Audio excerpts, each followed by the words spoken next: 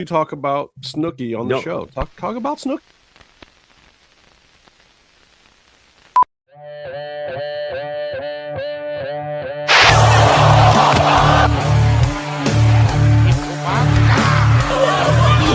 Here we are to talk about professional wrestling.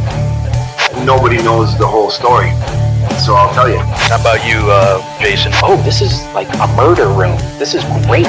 Lots of black sex magicians out there, right? And look down like, what the fuck? Oh, we're gonna just do it this way and nobody's gonna stop us. I want to show that a real champion has to do things for the community, for your people, for other women. In this business, what you sell is emotions. If you manage to get people invested, you did it. That's for sure some videotapes. It's time for another MMMshow. I mean, when Snooki runs for governor, I don't really see what the problem is in having somebody from the Jersey Shore in politics. It's way better than somebody from the Hills or Laguna Beach or whatever the hell. Welcome to another edition of Mass Mats and Mayhem. I'm your host, Justin Outlaw Harvey. You can find me on social media at Justin Harvey 75. You can find the entire show on social media at MMMshow 75. And there's lots of fun stuff to talk about. Wait a minute, this is all mixed up. Bear can't be up there. Tony can't be over there. Comatose is where I like him. Okay, this is great. Now we're cooking with kerosene lamps. And my head keeps disappearing because of my video. I hate when that happens. Anyway, I got stuff to talk about. I'm coming in hot. Oh, you're heated? Means anything to you guys? Does that mean anything to you guys coming in hot? Tony says we should be able to get this show done in an hour and 12 minutes. Is that what you said? That's metric. Those are metric measurements. Yes. That sounds about right. If you want to see Tony get it done in an hour and under an hour 20, tune in tomorrow for, what are we calling this show? Quiero Lucha? Yes, Quiero Lucha. We're going Espanol. We're going Spanish. Also, if you want to know what we're saying, learn some Spanish from here to tomorrow. From now, just learn it fast. No, like, look, we've always had respect for lucha libre, Mexican culture, especially in wrestling. On this show, we've also, as part of the Lucha Central Network, gone back to back with other Spanish language content and broadcasters, and we've even done, we used to do Triple Mania watch alongs that were bilingual watch parties even back in the day. So not that my Spanish is good enough to do that, but join Tony and who else is on the show? Danila de las Luchas, yes. Very popular. Very, very She's popular. A little bit popular. I'll tell you what happened during this during our fun weekend that we had here. And Pato, which is apparently Daniel's new name. He's supposed to be here, but he is editing the audio of the show for tomorrow. Oh, duck butt, come join us. Come say hi. Duck butt, seriously, already? He's probably listening to this. Come say hi, Ducky. Anyway, you're going to miss out on a good conversation too, because I know that we've talked about it already. And this is the funny part about it. This is when we were supposed to talk about it. We weren't supposed to talk about the El Grande Americano thing until tonight. Yeah. But because it was what it was, we've talked about it all freaking week. We talked about it during the pay-per-view for WWE. We talked about it during the review show for Raw. And we're going to talk about it tonight on the big show too, because damn it, it's the best thing that's happened in wrestling in like a decade. Wait, so we'll get to that. How many hours have we done this week of this, including the live streams that I've... Well, I mean, we even did a watch along of the actual match in Spider Noir version. But I want to, I'm actually going to start with the Lucha Underground thing, because I want to say a few things. Like, a few people were like, Sean Ross Sapp put out this story earlier today that may or may not be fully accurate, and some other people have put some stuff out, and they're like, Justin, why didn't you explain it? Why didn't you say it? Well, first of all, we did. It was on this show. We did not make a clip out of it. I didn't want to publicize it. And we thought about it and we talked about it and we could have. We had some other content that we were kind of pushing at the time. Plus, Skip Chasen told me personally what was going on. And I did say that on the show. So the information was already out there, but I didn't want to ruin his whole thing. Like, they had a thing going. They had good buzz going. I wasn't going to step on their surprise or their parade or whatever. Like, so if people didn't catch that I said it and told them what was actually going on, great. Good. My homie gets the rub that he's looking for. So let's talk about it now for a minute, because this is exactly what's going on. Everyone's talking about Amazon, MGM, this, that, and the other thing, blah, blah, blah. From the way I understand it currently, and believe me, this is not written in stone because nobody completely understands everything about Lucha Underground. But from the way I understand it right now is that the El Rey team has the digital broadcast rights to the show. It isn't MGM or Amazon. I believe maybe they have some sign off to it or whatever. And they've worked closely with El Rey the whole time. Like, there was no animosity between those groups in the distribution side of it per se. So what it looks like is that El Rey actually has still the digital distribution rights. Factory Made still has some of the rights somehow, which is also tied up with El Rey and Robert Rodriguez and that side of things. AAA and Dorian's part that used to be Lucha Libre FMV has been sold to a different company. So I don't believe Dorian owns any of it anymore. But of course, WWE owns all of the AAA properties that were part of Lucha Underground. And Amazon MGM owns the production rights. So nobody else can make the show without going through Amazon MGM. They have the right to make any future product of Lucha Underground. So when all this talk came out, if you didn't catch it, there was promo, an AI promo with a mask, or what was the promo, Byron? Can you describe this piece? I mean, this great promo. The mask was someone wrote a sentence and pressed enter, and the sentence was something like, show a cloud of smoke, and that show a Lucha Libre mask that had just finished smoking weed, and then put in music that had nothing to do with the show. The show had, Law and Order has dun dun. There was a Lucha Underground. Wow, that was the worst dun ever. I don't want to get sued. Last time I did it, it was too accurate. I lost a house. Gotcha. Right. But Lucha Underground has Underground, like, whatever thing. So, like, there was absolutely no intellectual property from Lucha Underground in it. It was incredibly bad. But that actually worked to their favor, I think. It made it more mysterious. Yeah, it made it more exciting. Of like, is this a new character? Like, it was so haphazard that it actually made you think more. It caught your attention real quick, didn't it? Well, you know, like on my end, I was like, oh, they're just putting up the. I was like maybe a little jaded here, but I was like, oh, the show will be available, which actually is not even available outside of the United States. Well, we'll get there because I can tell you what's going on with that too. So, archive.org. But basically, so they ran this trailer, and like I was saying, I think the fact that it was a bit haphazard is the polite way that I'll put it actually helped, because you figure if you put up a Mil Muertes mask or a King Cuerno mask or something, what's going to happen? HDF's phone is going to ring. Somebody's going to call Macias and be like, dude, are you doing this thing or whatever? The fact that it was not a mask that was associated with anybody and it was this weird AI promo. Now, Skip Chasen, if you know Skip's the guy who directed all the vignettes. He's part of the style and the look. He's one of the best directors out there for this kind of stuff. You give him a half a camera, one sound guy, and $10 budget, and he will churn out the coolest promo you've ever seen in your life. I'm pretty sure Skip was out that day that they made this promo, even though he's still part of this whole thing. But I think that Skip had some other stuff going on. Anyway, so I talked to Skip, and Skip was basically like, yeah, bro, sadly, Lucha Underground isn't coming back yet, but we are dropping the library on YouTube one at a time, once a week, like the old show, and we're hoping to get people back into it.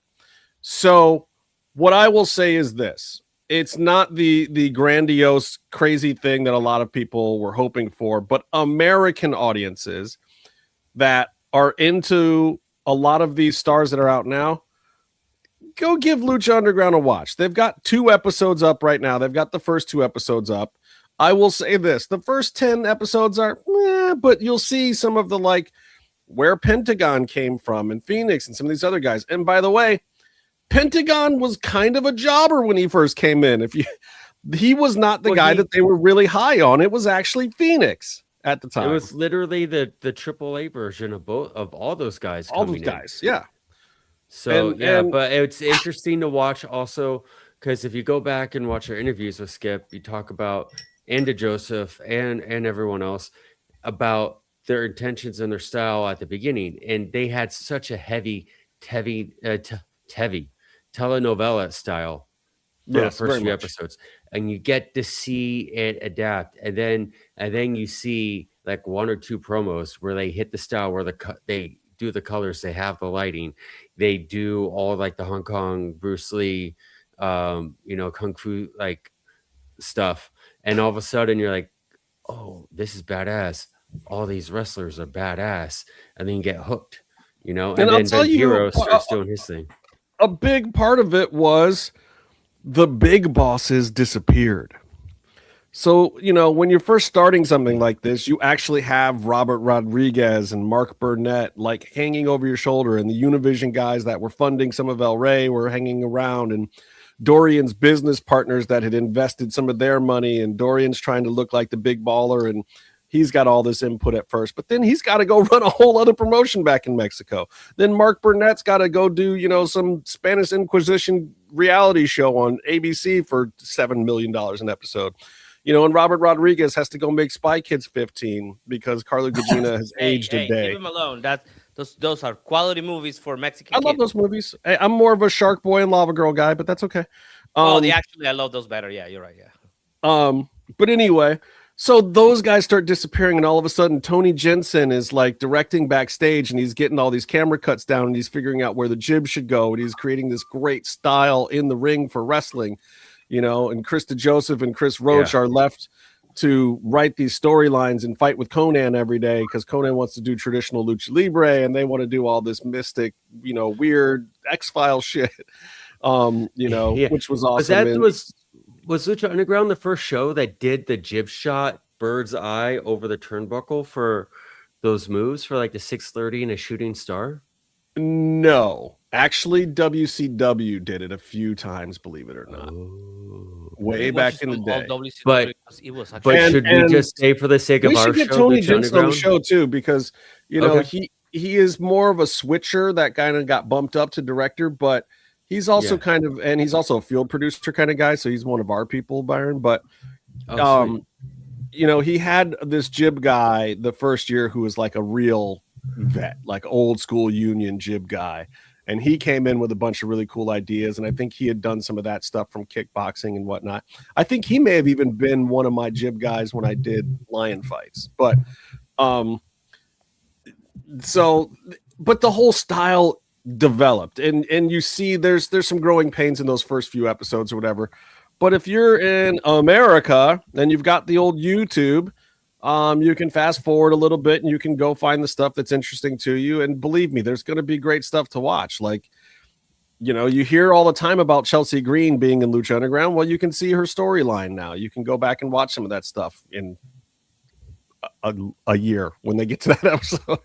You can see Thunder Rosa's debut back when nobody in America knew who she was. She had just wrestled in Japan. She was wrestling up in NorCal Indies, and that was pretty much it. You can see where Io Sky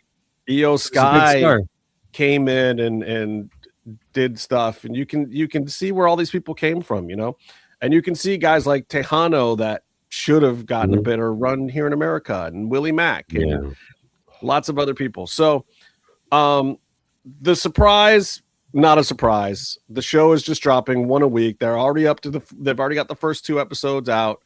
The third one will be out in 6 days, five days.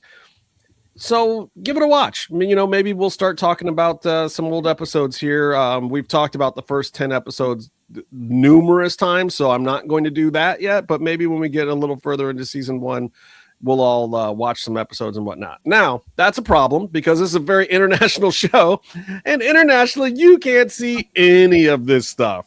They have the U.S. digital broadcast rights only because they were a U.S. digital cable network.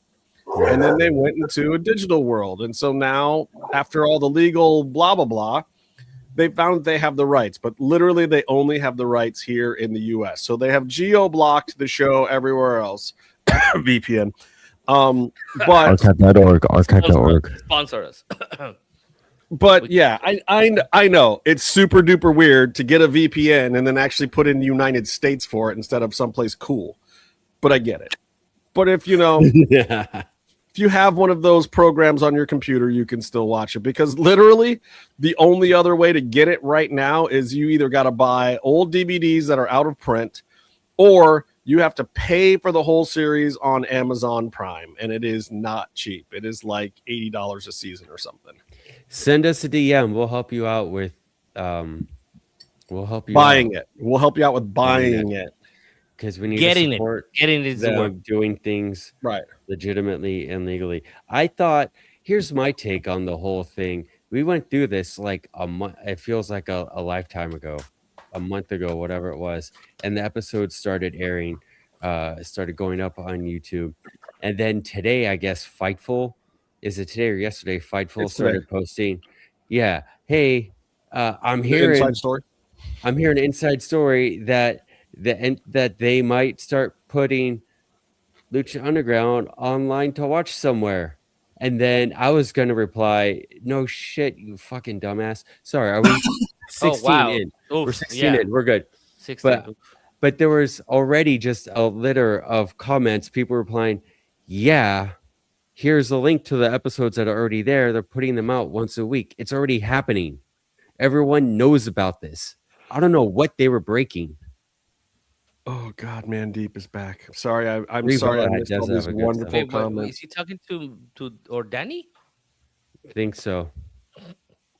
Okay. Oh man, I love you, brother. I'm gonna have to come over your house and watch that shit. You got some kind of event coming up too, don't you? Talk to me about it. Oh yeah, give us those details. Anyway, yeah, we were just talking about it and how fast Fightful jumped on the story a month and a half after we reported it for real, directly from the source, which was Skip Chasen, the chief creative officer of El Rey Network, who is the person who's been pushing to bring it back in any fashion. Now, the other thing I will say is Skip made it very, very clear that he said that's all they're doing for now, ... He's making no bones about it. He would love to do more with it. There are people out there who are in positions of power and in control that really want to do something with the Lucha Underground property. But as I mentioned before, you don't know a single wrestler that has been approached because none have. There is no revival of Lucha Underground yet. There have been people who have talked about it. They've talked about it very seriously over at Amazon MGM, but there's no real plans at Amazon MGM to do anything with the property right now, or their portion of the property, which is the other way that you have to understand it. What will be the actual goal?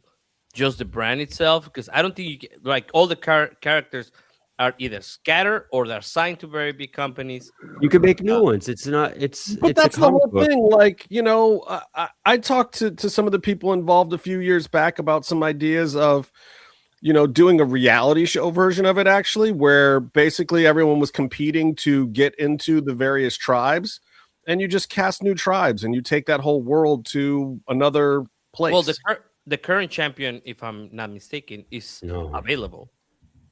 I mean, if slap fighting, Tony, if he can get out of concussion protocol from slap fighting, then yes.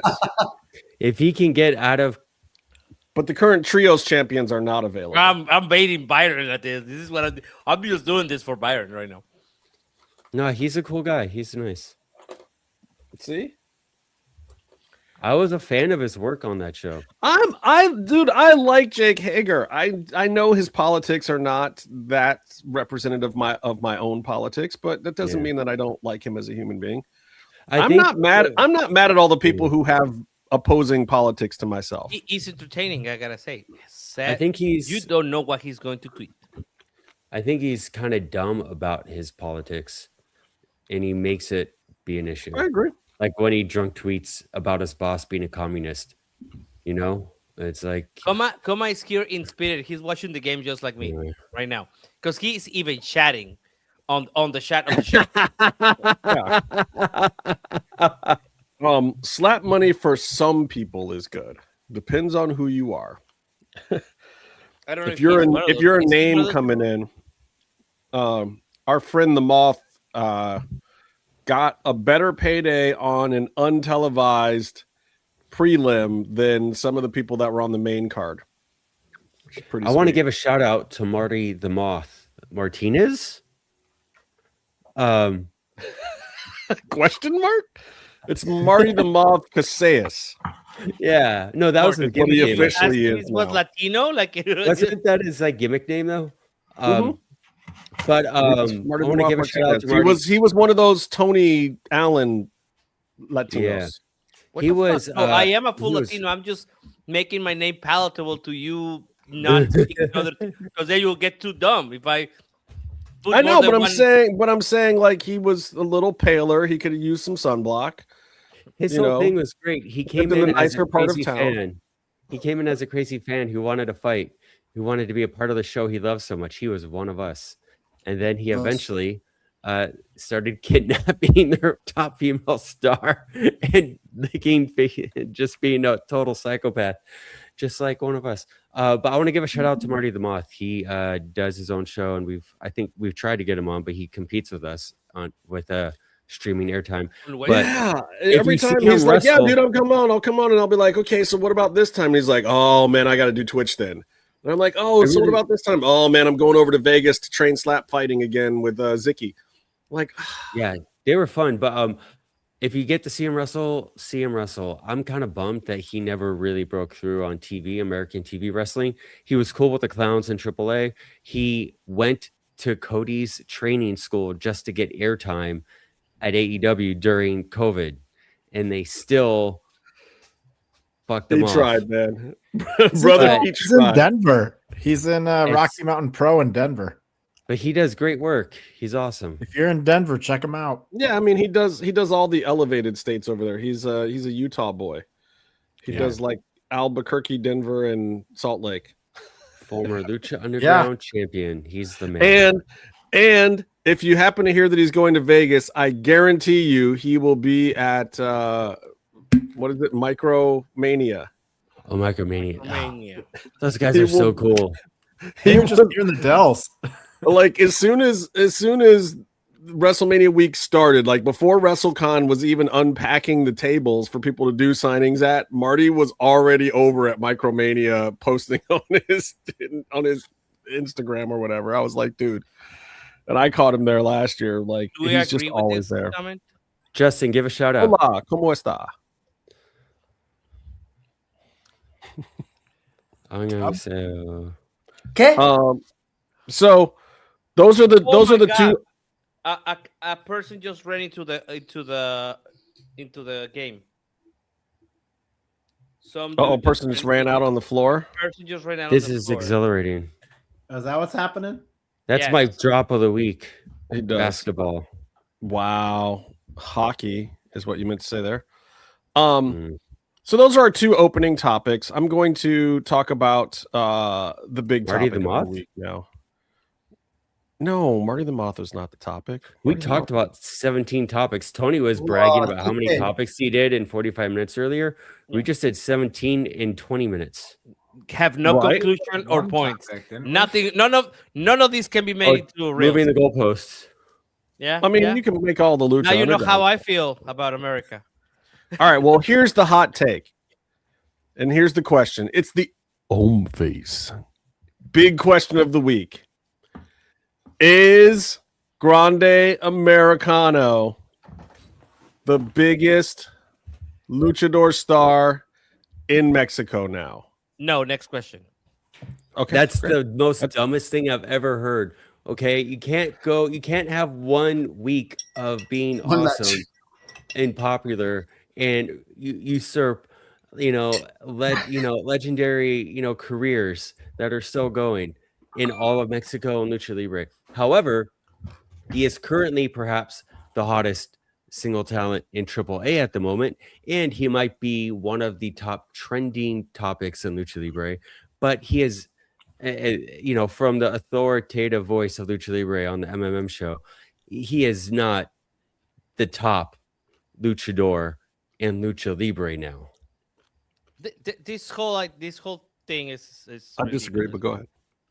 I mean, he will have probably the most exposure. But your question is in Mexico, Justin. Just so I don't know how you guys can comment on this. But I'll tell you how in a minute. I'll get to my point. I'll get to my counterpoint. This is Mistico is the biggest luchador in Mexico, and it's by far the biggest one. Right now. Okay, yeah. And I'll tell you this: how big he is. He was the one that announced the Mexican national soccer team for the World Cup, which is huge. BTS is a fan of his. They went to see him at CMLL Arena Mexico. That's how big this guy is. I get it. So did Bad Bunny. 2 weeks in a row, we're name dropping BTS. Americano is the Eminem of the I don't know. What did you say? Eminem, yeah, not the MMM, the Eminem. The Eminem. You say Americano like it's a swear word. I mean, you got a little. It's a white cultural appropriating over down here. Did I say that? Like it's a slur. Okay, so like I was opening ordering a coffee. Here's my whole point. Yes, Mistico is huge right now, obviously. Here's the problem, in my opinion. The winners write the history. And when the history gets written 20 years from now, if CMLL doesn't step up a few things real fast, WWE is going to rewrite this year with a German guy who's playing an American guy who's pretending to be a Mexican guy as the #1 star of all time in Lucha Libre history. Go. This is what will happen if they win. I don't know. Has anyone seen the Monday Night Wars documentary recently? Yes, they acknowledge Eric Bischoff's 83 weeks, and then they go on for 5 episodes to talk about how they trounced him. I do like the one. They give him a half an episode on the 83 weeks he kicked their teeth in. Yeah. Half an episode. And then there's 5 episodes on them closing shop on WCW.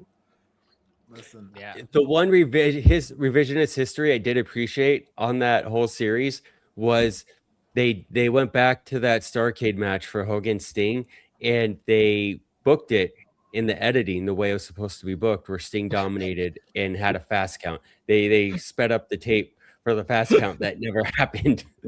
Exactly. I mean, and it's not even retconning, because when you go back and you look at the history, they're not going to be talking about Mistico. So my point is less about what WWE does, because they do what they're supposed to do. They're supposed to make their product look good. Then Now Forever Together is their stuff. And now the AAA library is part of that. But WWE is going to lean into the part of their AAA library that they created more than the part that was there before they got there. You don't see a whole lot of old AAA clips. They have all that footage. They don't show a whole heck of a lot of it, do they? And they're not going to. It's an archive, and it's on the internet. Vault. If you can, right? That's but I mean, WWE is the vault. I mean, if WWE was smart before that El Grande Americano match, they would have said so many great moments have happened here in AAA, like this one, and Vampiro standing there like, play my goddamn music now. I can't move. I'm frozen in time until you play my music. It doesn't matter if Conan keeps calling me out. It doesn't matter what he says about my. You have to play my music, or I cannot move. Play my music. Play my music. The best moment in Triple Mania history. That is a great point. No matter how good WWE produces AAA TV now, it will not match the vibes of Vampiro producing and announcing and farting live on the air while also in the AAA streams. Yeah, didn't he mess up my name live on the air a couple times? We're probably getting a bunch of great stuff happen from one. But you know what I realized? When you're live there, and this maybe didn't translate or it was not on the show, but they do connect with the things that they have done in the past. Like you probably don't know who Aldo de Nigris is, right? He's a local celebrity. I would say local because, he's Mexican celebrity. He's Monterrey celebrity. But he once wrestled, and he's pretty famous here. His brother was a football player, and he once wrestled for AAA at some point in 2004 or something like that. And they had him on the show, so they did connect it with that. So they do that locally, but not on the broadcast, bro. From what I understand, a big part of why that's happening now is Dorian, because Dorian has been freed up to go do the glad handing that he loves to do so much, and to bring people in. He and TKO loves it. He basically is their TKO guy, except at a lower level. And he's doing a better job than TKO does with Netflix. He goes out and gets the celebrities and the people involved that you actually want to see involved. And this is part of WWE and AAA winning. They are taking over the zeitgeist of Lucha Libre in a large way. Now, CMLL obviously still owns the tradition of Lucha Libre.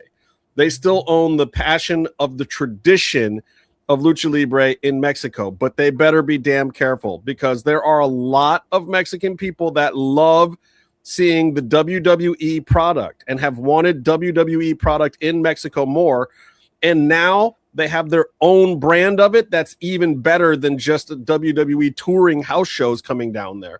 You actually have WWE product that is Lucha Libre, that is geared towards a Mexican audience.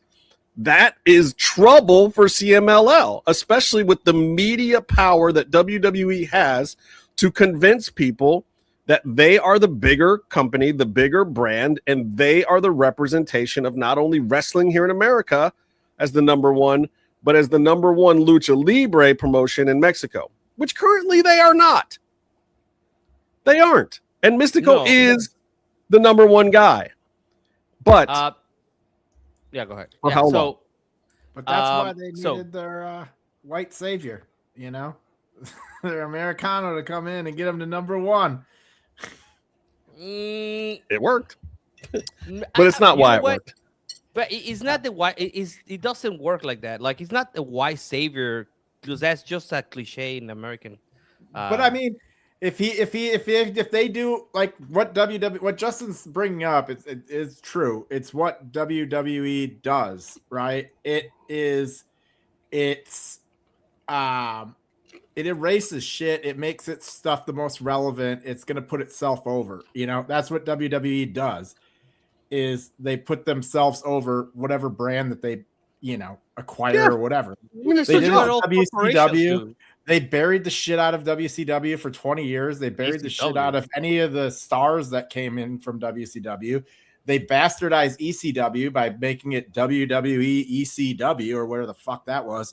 I mean, that's even their TNA partnership right now. Their TNA partnership where they're also running a PLE on the same day that TNA. His voice is getting louder. I mean, it's what WWE does, and so Justin's right. His dog Americano could very much be the biggest name in AAA, from the start of the WWE era of AAA, and that's going to be the only era that matters. I got one word for you, Bear: Ringling Brothers and Barnum and Bailey Circus. Yeah, I live in circus. And the reason why I say it's one word is because you think about it. It was 4 different circuses that all became one thing. It is WWE. They just kept sucking up everybody else, and that other circus won. Everything that you think about circuses now comes from that. The 3 rings, the trapeze stuff, the clowns, everything came from them. They control the narrative of what the American circus was after they took it all over and they started touring the whole country. They did what Vince did with WWE, and they took all the regional promotions, made it one big thing. Then they took over even more people who were touring, made it one giant thing. And they brought everyone under one tent. That's where the actual saying comes from. Comes from Ringling Brothers and Barnum and Bailey Circus. I have a question for Tony. Oh, yes, go ahead. So AAA, not even modern day, but AAA as it was in CMLL are they're different Lucha Libre products. They do different things, and they do different kinds of shows. Like CMLL is more of a weekly, bring your family, you don't really need to know much, but show up and have some fun. Actually, Danny La Lucha's made a really great point on that, but go ahead, continue. So, okay, I might be wrong, but what my understanding is, and I'm asking you what the thing is, that they fulfill different sort of Lucha Libre niches or needs from the fans. And so they do compete, but also there's room for both. So why would one take over the other? Like if AAA keeps doing big time WWE stuff, would that necessarily step on the weekly shows, the things that CMLL does? No, but their cultural footprint, I say, is in peril right now. And again, that's what Danny said, that she has seen that she has gone to Arena Mexico a lot in the past 4 years. I've gone, but not a lot. I go like probably, I guess twice a month. But I look at Danny as the perfect example because she respects the culture of Lucha Libre, but at the same time, if I ask you what things that she's most personally excited about, she's not going to say Mistico. She's going to tell you it's something from AAA or from mainstream WWE. Yeah. And she is representative of a lot of Mexican fans. To Byron's point, what he was asking is that the biggest problem is, and again, this is what we said, is accessibility to the product, and also the fact that most of the people that go to the show now in Arena Mexico on Fridays look like Byron. Right. Yeah, so. Handsome? It's a tourist thing. It's a live thing, but so look, it's a handsome people tourist thing. And you get outpriced now, and yes, they get sold out because now how many people come into Mexico City every day? I think it was like something 150,000 people just come into vacation. Well, and you get Arena Mexico tickets now with your Airbnb. Like the tourism board is like pushing it into hotels and stuff. They're doing it like the concierge services in Vegas. But if your product stays the same, and the other company that's doing something similar, not the very, very same, it's growing exponentially, eventually they might undercut you, whether it's talent or or availability on the arenas. Because what if I put a show just to mess with you on the same day? That's what they're doing. Yeah, but what I'm saying is, what if they just make it cheaper one time? How much is that going to cost you? Yeah, well, and that's what happens when you're going against the big timers, and that's what you're doing when you go against the whole WWE, the TKO, conglomerate bullshit. I mean, and is the question really becomes: is CMLL going to become the AEW of Mexico? It's not to say that they're going to disappear, but are they going to become the less? It's happened already at different times in history. There's been times when AAA has especially raided a ton of the big CMLL stars, and they had no names, and they were almost like a shitty indie for a while. There was a couple of years in the mid 2012 to 2015 where CMLL was just decimated. Well, and that's what I'm saying. Are you going to see like the fans that are like your wrestling fans that aren't in it necessarily for the spectacle, but they're in it for the tradition and everything like that? You'll have your CMLL sickos or whatever you want to call them. They'll still have their dedicated fan base, but in terms of like cultural and just world, who's going to have the bigger audience? I mean, if They're you not have called WWE Chicos, behind they're it, just called Mexicans. Come on, man. Come on. what? I have another They're just question. called Mexicans. They're not called Chicos, man. Come on. No, I'm kidding. I have a bro. triple. I'm kidding. Oh god. Mexicos. Okay, I don't know if that's But I He also says it, think, it I also sounds think like that it's a the bad word. hardcore CMLL fan is not necessarily a hardcore CMLL fan. They're a hardcore Lucha Libre fan. And CMLL happens to represent the real Lucha Libre culture. So by connection, CMLL becomes the place where they exhibit that fandom, but their fandom is for true Lucha Libre, as opposed to being an AEW sicko, where a lot of people have this big brand connection because Tony Khan is the one giving it to them. There's lots of places in Mexico giving you real Lucha Libre. Like CMLL doesn't have the market cornered necessarily, you know? So it's a little bit different, I think, than the sickos comparison in that regard. It's like people go to CMLL, you go to CMLL because you love Lucha Libre, just like what Mill's saying. Like he could be brain dead and not watch Lucha for a decade, and CMLL is still going to entertain him because you're getting good Lucha Libre no matter what. But one of the other points that we made on the Spanish show, you should watch it tomorrow if you speak Spanish, is that yes, that's okay. That's okay. People, I'm used to. I'll gladly go and watch because there's some like Garra Negra and Olympia, bro. Those women are amazing, right? But Olympia's really turning it on recently. If you're having a show for the anniversary of Arena Mexico and your main event, it's Mistico versus Soberano Jr., who's over as fuck right now. It's insane, man. It's crazy. The girls just love him. They adore him. I would not have taken the mask off him. I'm just saying. But if you're having that, at least on Fox Sports, which is your carrying channel of your Friday show, have them do a little storyline. Have a backstage. I'm not saying for the whole thing. I'm not saying for everything. I'm saying just for that. Having on Hoy or Venga la Alegría, which is like the Mexican morning TV shows, have them, do a backstage. Have Soberano attack Mistico at his store outside of Arena Mexico. Give something so that the people that don't usually build some excitement. Yeah, they got to. So that people that don't usually watch, that they know that this exists, that they've heard the name of Mistico because now he's on the zeitgeist of Mexican cultural phenomenons, right? Like he's alongside, I don't know, mariachis and stuff like that right now. Have them find something that they can follow so that when your show comes around and it's gonna be sold out, but that is not the only way that you have this work, because if that is your only focus, they will become what is known as Mexican Lucha Libre everywhere else, right?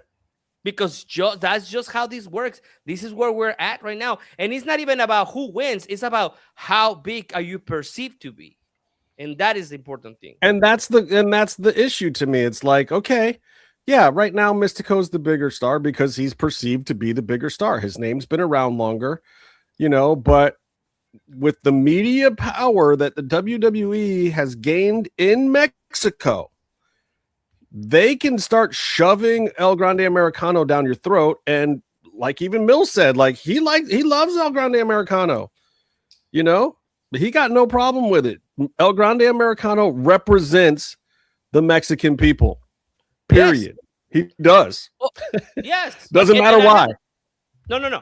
I have no problem with that. Like, this is somehow like, cultural appropriation. Oh, man. That is the beauty and the difference between the American way of viewing things and the Mexican.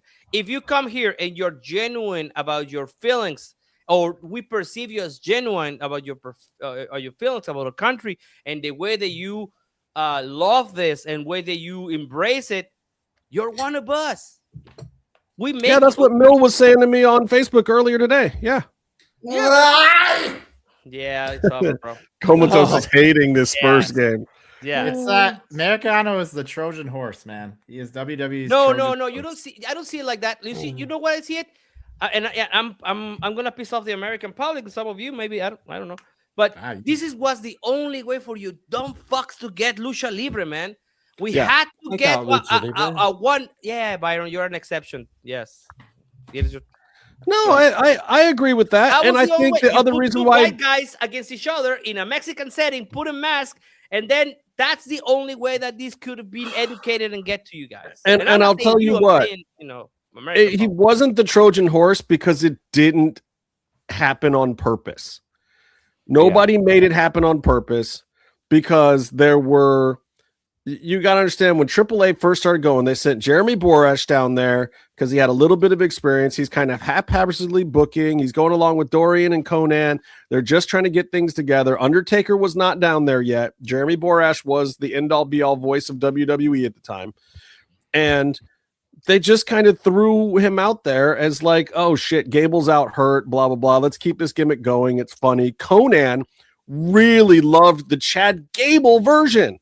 Even though he knew it pissed people off, but he always loved stuff like that. He loved sending Cross down there waving a flag. He loved JBL down there, even though JBL is counter to everything politically that Conan stands for. He doesn't care.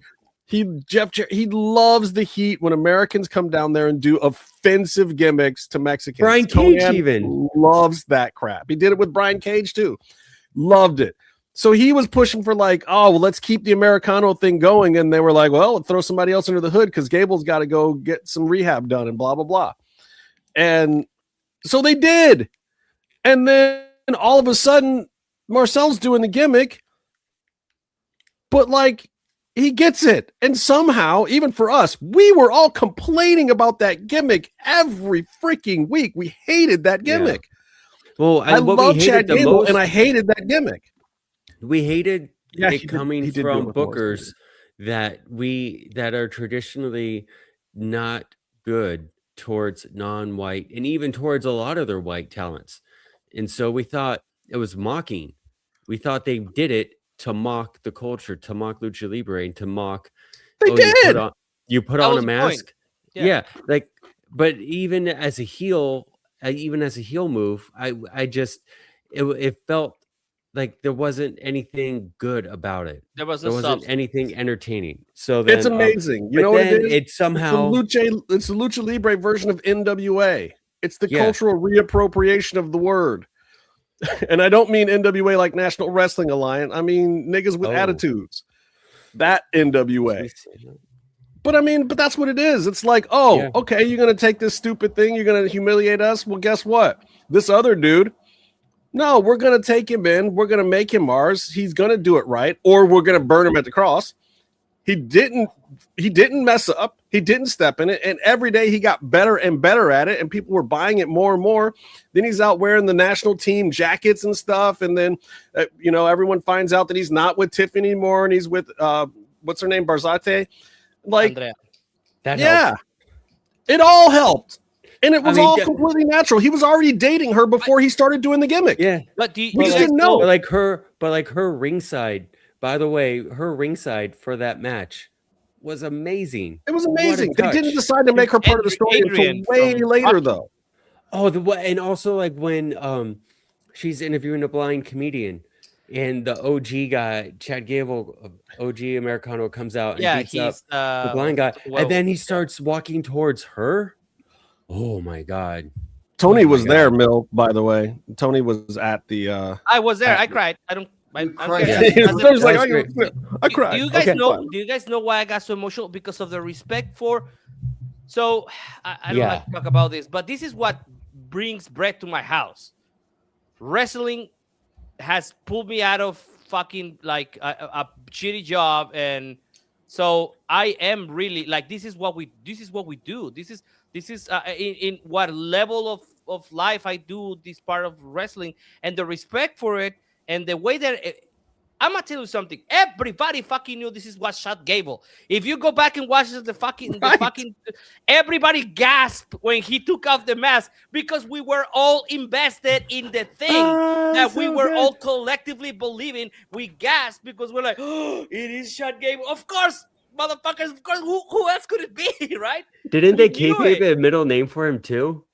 Yeah, they put his on the screen, but he forgot to say it. He was supposed to say his middle name too, but there's the one mistake in authenticity that they missed. But it was such a great. They hit every single note they were supposed to. Damn, Coma, you went and betrayed the team in 2 seconds. You just changed. He's back to Lucha Libre now. He's like, I'm over it. Oh man, that's a Lucha Underground title. Thanks, just brought salt to the wound. Thanks, man. Appreciate it. I'm not even going to talk to our friend in San Antonio right now because I don't think she's gonna be in a good mood. Wait, is the game over? What happened? Yeah, they lost by 10 To you, it was really bad at the end, though. The defense was amazing. Anyways, hey, look, I'm in Cleveland, guys. Talking to me about sports. You want to see somebody cry? I'm in Minnesota. I don't know. One of the things that I took away from this, one of the reasons why everything started for me, that eventually led me to be on the show and the work that I have, is because I made a podcast because I was tired of being in the pandemic and not being able to see my friends that like wrestling and not talk about it. And I have very few friends here that like wrestling as much as I do, or they're like fans of Lucha Libre, like the same way that I do. But where we are living right now, the place where we're living right now allows me to be friends with a bunch of people, or to be in line for a show that we were all gladly paid a bunch of money. Let me tell you, that shit was not cheap just to be there, right?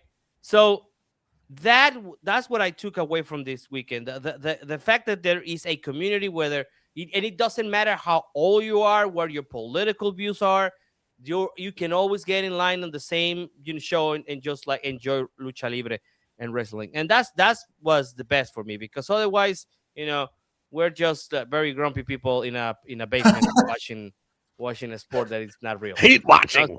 Hate watching. So yeah, that's what I got. And also I got to, and one day before that show, we went to Riot Lucha and we watched one of the best matches in human history. You have no idea what I'm talking about, because it was insane. Gringo Loco said that was a top 5 of his matches of all his career. That's how crazy some of the highlights are coming out now, and there's some great. They threw so much money at. Let me correct that. We threw so much money at them that was the same gate that they fucking made. It was crazy. It was crazy, man. You at least made him pay for dinner later, right? I mean, when you throw all your money at the guy and then you go to dinner with him, you're supposed to make him pay. No, man, come on. I always cover the check out. No, and I'm really happy for him. I mean, like, he's starting to have a banner year, and honestly, I think Triple A should roster his ass right now. They should like full time. I gotta talk about some stuff, but it's gotta be off the air. Sorry, people that are watching right now. Oh, look, but this is good because I don't know the inside info, and I'm saying, damn it, lock him up. Somebody lock him up quick, because my man's got some skills. All right, so the moral of the story is, no matter what you think, Mistico, especially last year, just a banner year. I believe it was 230 something matches, some unheard of number since the old territory days where guys would literally wrestle 4 days a week all year. And sellouts. Mistico was doing that last year, and he was doing doubles on certain days.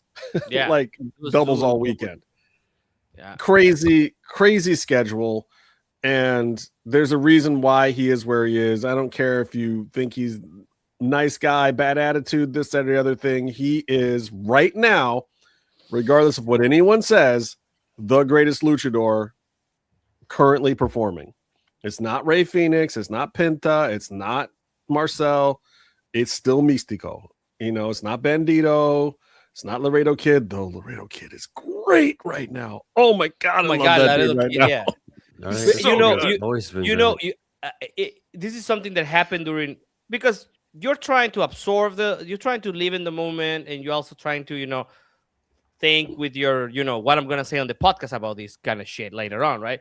Right. But man, you have no idea how high and like it was a plateau of hate that Laredo Kid got. It was like he came out, it went up and stayed there through the whole match. We did not even care what was happening. It was just like hating on him. It's such genuine Rudo heat too. Like the Vikingo Rudo heat is not. No, they just told a good story. They just got it over. Like the Vikingo heat is a different kind of heat. You know what? It was the social media stuff too, because we all got it. I know, right? That's what I'm saying though, Mill. He's got nuclear heat right now. It's so good. It's so good. It was insane. It was crazy. The match ended, and then we had some breaks because of I don't know, they were doing packages or whatever. They changed the apron like 4 times during this thing, like 5 times. I don't know why they were changing it so much. Maybe sponsors. I don't know. There was different sponsors. Yeah, if there's different sponsors on there, they also want to cut them and put them on the cards now. So I guess that's why they did. So between that, we all started talking with people that were there because people were like, they will abandon their seats and you will just go to the front. Like, fuck that seat. I'm going. Yeah, like whatever. It was like, I pay a lot of money for this seat. Let somebody stop me. Yeah, I'm going for the first row. So they were starting talking. I was like, man, we really hated on this guy, right? Like, that was really crazy. I don't think I lost my voice during that match more than I did during the Grande Americano. I yell a lot more. Yeah, it was crazy. Well, he's worth yelling at. See, and this is true, Rebecca, and this is why I hope LA Knight goes heel, even though I know everybody else hates him. Because I've just seen him at indie shows where he just walks in a room, there's no storyline, and LA Knight will just get the whole crowd to heel on him immediately. He's one of those guys that can just do that. He'll create a storyline right there in the moment. So good. We saw him in Vegas, I think at FSW, right, Byron? And he just there was no storyline, or definitely not a storyline that we knew. And they had him walk out early in the card, and he did something, and he just got on the mic and did. He just got on a mic and made heat for the whole match. I mean, people wanted to throw stuff at him, and it wasn't cheap heat either. Like, it was good stuff. It was real. It was real heat. He didn't just come, oh, Vegas sucks, smog or whatever. He's not one of those people who can go out and read or do the promo you tell them to do and do it well. He's someone who can read a crowd and he knows how to work a crowd. Yeah, right. Yeah, but he doesn't do that. See, look, he might be fire with the mic, man, but is he fire in the ring? He's good enough for WWE. What are you talking about? Everything, mate. Useless, mate. Man, you don't understand. I need to see that dude run up the ropes and do like triple jump moonsaults like Rob Van Dam style. LA Knight is good. Used to. He still does. He just falls down like 1 out of 4 times. But okay. I'm not trying to say that you. I'm not trying to say that you should like LA Knight. If you've only watched LA Knight on WWE product, I'm not saying that you should like it. What I'm saying is that WWE should let him do some of the stuff that made guys like me and Byron and Mill like him in the first place, so that you might also like him, because you don't necessarily have a reason to like him the way that we do. You don't. Yeah. And I'm not gonna take that away from you. If you hate on it, it's because they haven't presented him as a part of their product in a good enough way. Yeah, I also have no interest in his WWE presentation, but I'm happy for him as a talent. Yeah, like I've always said, I don't discredit his underdog story and where he's got to, like from where he's come and where he's got to. Like, I give him all the props in the world. Like as a character, I'm sure it works for some people. And like you said, you guys have seen him on the indie scene coming up through. I do know him a little bit before the WWE product, but still, just the gimmick itself doesn't really do much for me, and I'm sure like playing like that Miz sort of like heel where it's like you just want to hate him. That probably plays to his advantage because he doesn't really have much going for him otherwise, and just his in ring sort of ability at the moment. I'm sure it was great once upon a time, but now at his age, man, he's just seems to be gutsing up a lot more than he doesn't. You know, like yeah. I mean, I think a heel turn is in order for him at some point, but he still moves so much merch, and he's what you call a house show baby face. He's the guy that after TV goes off the air can come out and get a nice little pop from the crowd. You know, him and Jey Uso, they have the,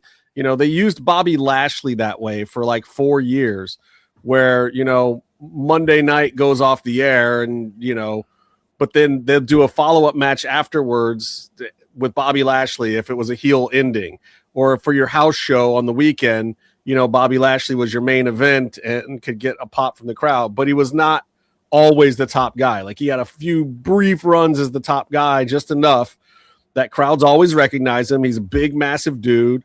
He's got a lot of great personality. And when he did that last babyface run, they just used him as the house show babyface for ages. But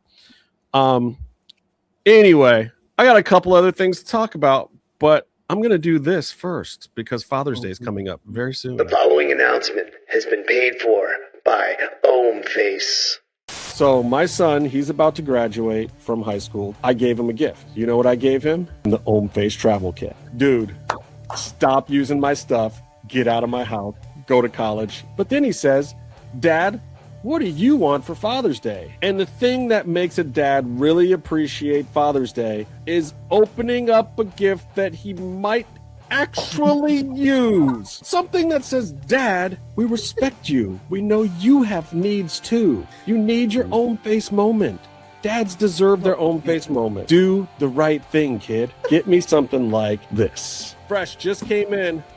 The 24K Golden Hour Eye Mask set. You get 6 pairs in the box. Dad's gonna love this. Oh, hi. So I'm going to do this right now. When you're going to use one of these things, you want to wash your face and then you spray with a toner. That's 1 and 2. The 24K Pure Gold Dermatologist tested. It's powered by patented K-Beauty complexes. It's sensitive skin friendly, medical grade patented hydrogel. It's intensive hydration and soothing effects for your face. Did you guys see this pro tip? You store the mask in the fridge for added cooling effects for best results. By the way, this is a Korean skincare company, just to remind you guys. It's that K-Beauty technology in the Face, y'all. I got him on the whole show.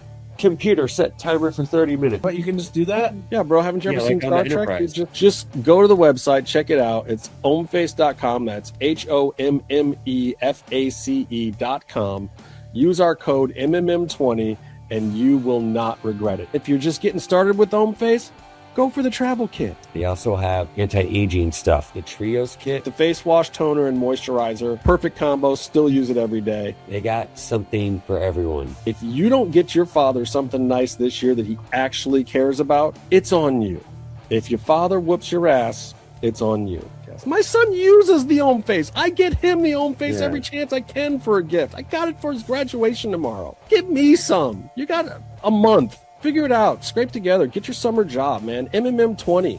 You even get the better discount because your dad knows things. Your dad's got the hookup. Your dad does have the hookup. I love that. That's great. Mill, I was talking about, dude, I showed all my pajama pants. My kids get me pajama pants for everything, like Christmas, Father's Day, my birthday. Like, I have. There's like 15 minutes of footage of Justin yelling about all the Father's Day gifts.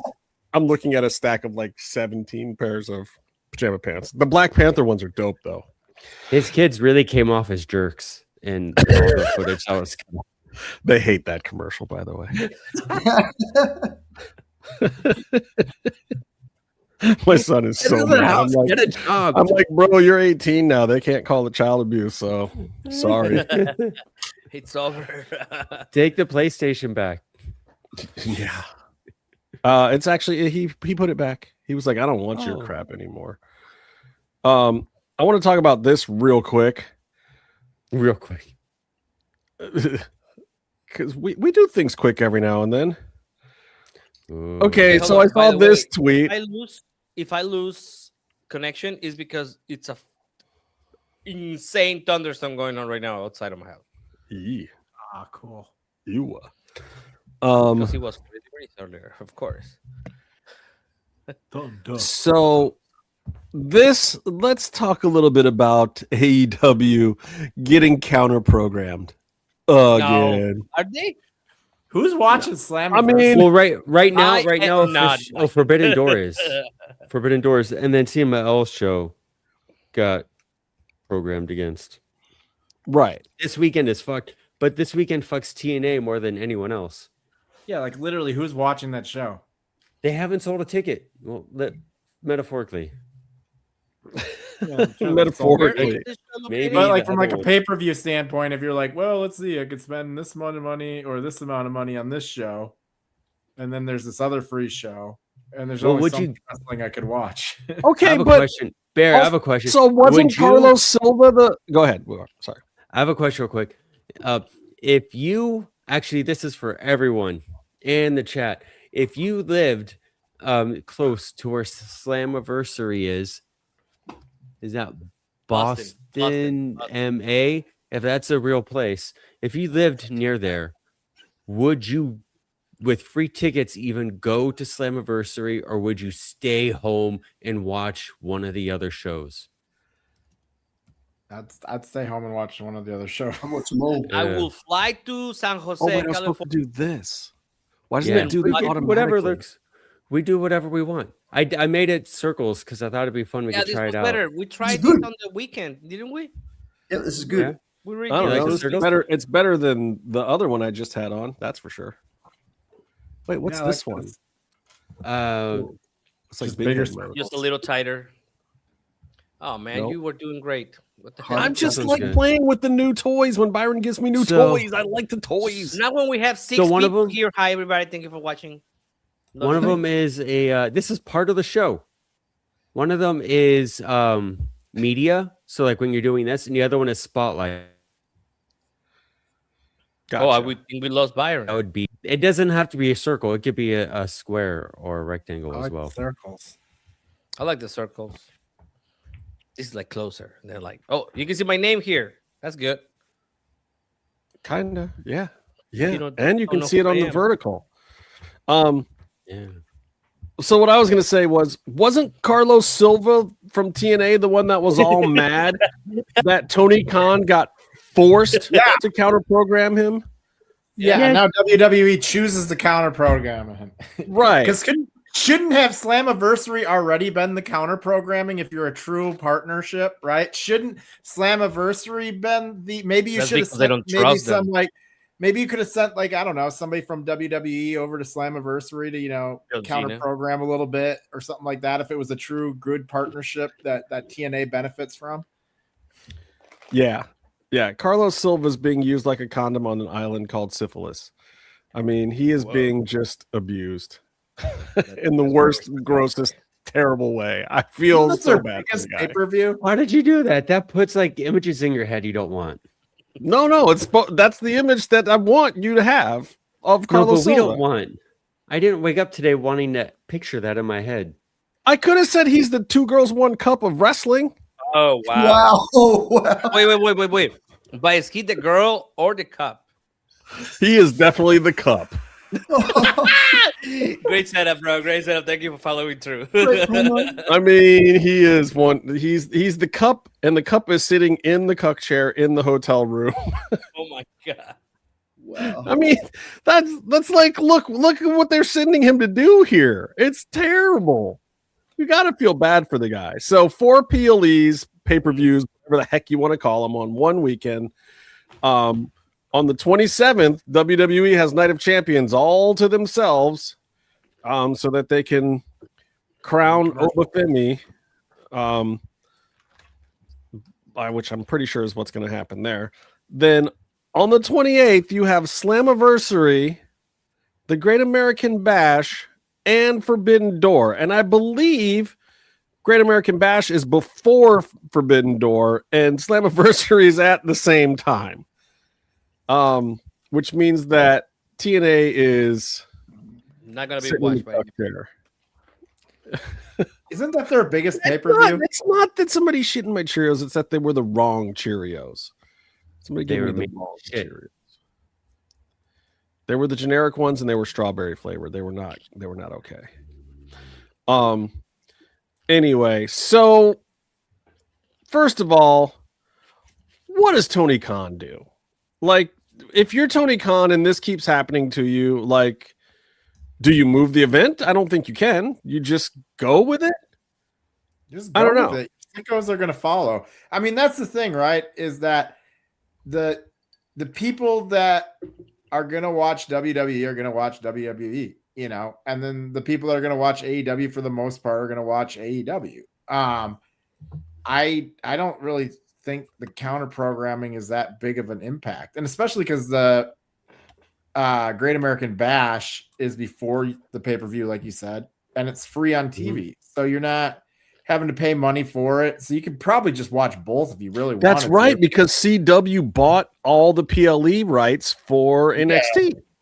So I mean, they're just paying the money for it. I mean, you're gonna have a really long fucking day of wrestling because you know AEW is already long. Sunday, isn't it?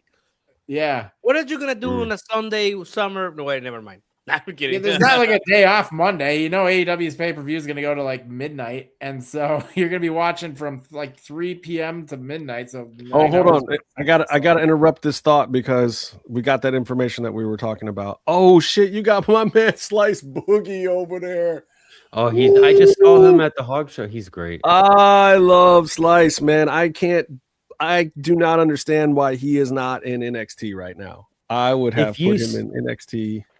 Yeah, well, it might be because of stuff like this. If you see Boogie at a show, feel free to yell at him in his face. It'll be fine. It will be fine for him. Yeah, just it will go perfectly for him. No, he's a heel, man. He scares the shit out of me. Like, I didn't know. I had seen him at so many shows, and he would just get right up in my face and blah blah blah. And then one day I was like, dude, like we got heat or something. He was like, no, man, you just look like one of them dudes who could take it. So I just like fucking with you. I'm like, oh my God. I'm like, are you serious? No, he had me, dude. He had me legit like, ooh, I don't know. Me and Slice might have some heat. I don't know what I did. Did I like step on his kicks or something? Did I like, because you never know. There's definitely some people out there that don't like me. But so the Summer Smokehouse Party, June 20th, general admission almost sold out. Oh, Evans versus Loco Main, Nunes Zaira. That's a dope match right there, too. You got Jack Evans and Loco? So, that's going to be sick. Loco as in Gringo Loco? No, Mariachi Loco. Mariachi Loco. Or what's his name now? Loco? I don't know. Loco Evans. Well, look, if you're one of the last people to get a ticket, go get your ticket. Get in there. Yeah, I just don't know. Like, so I get what you're saying, Bear, but I still think that there's a lot of wrestling fans that are me and comatose that are like, I see a weekend like that, and what it makes me want to do is not watch any of it, or it makes me want to like, damn, I'm gonna have to watch all of it. Multi-screen. All of it. Have them all. And I will multi-screen, but then that also means that what's going to happen is I'm not going to fully pay attention. So I will have AEW Forbidden Door as my main thing. Hold on, Justin. Yeah, we have to do a watch party for this. Oh, which sure. Which one? But I thought they're not on at the same time. Yeah, no. But honestly, we cannot be doing a watch party for 25 hours. Let's stream. Everyone take a promotion, and we'll just make realistically speaking, we don't normally do TNA, so TNA will not be. That's like their biggest. Isn't Slammiversary their biggest show? Isn't that is their WrestleMania. And Bound for Glory. WrestleMania, nobody's gonna watch it. Bound for Glory and Slammiversary are their two big shows. Yeah. Okay. That was a great partnership they had with WWE. They have going on right now? The interesting storyline they have going on right now is that Santana's contract is up in July. Sorry, did I let that slip? My bad. I don't give a fuck. I fully expect to see Santana in NXT by September. NXT. Good for him. NXT for sure. you can't put Santana on the main roster. Isn't he as over as he is to people who know, casual fans, he's got no traction. And the fact that he stopped over in TNA between AEW and WWE almost ensures that he has to do a run in NXT before he can go to the main roster. He just doesn't have the name credibility right now, which is hilarious. He's the freaking TNA champion. That should be something that carries enough weight, but they haven't really used him enough. He hasn't had a lot of storylines. I think they botched putting the belt on him in the first place to hold out for the AMC deal. It didn't work. They should have pulled the trigger on him the first time. He had the zeitgeist behind him. Like people were talking about him. People were excited about him. Real wrestling fans were. They botched it because they thought they could build more excitement.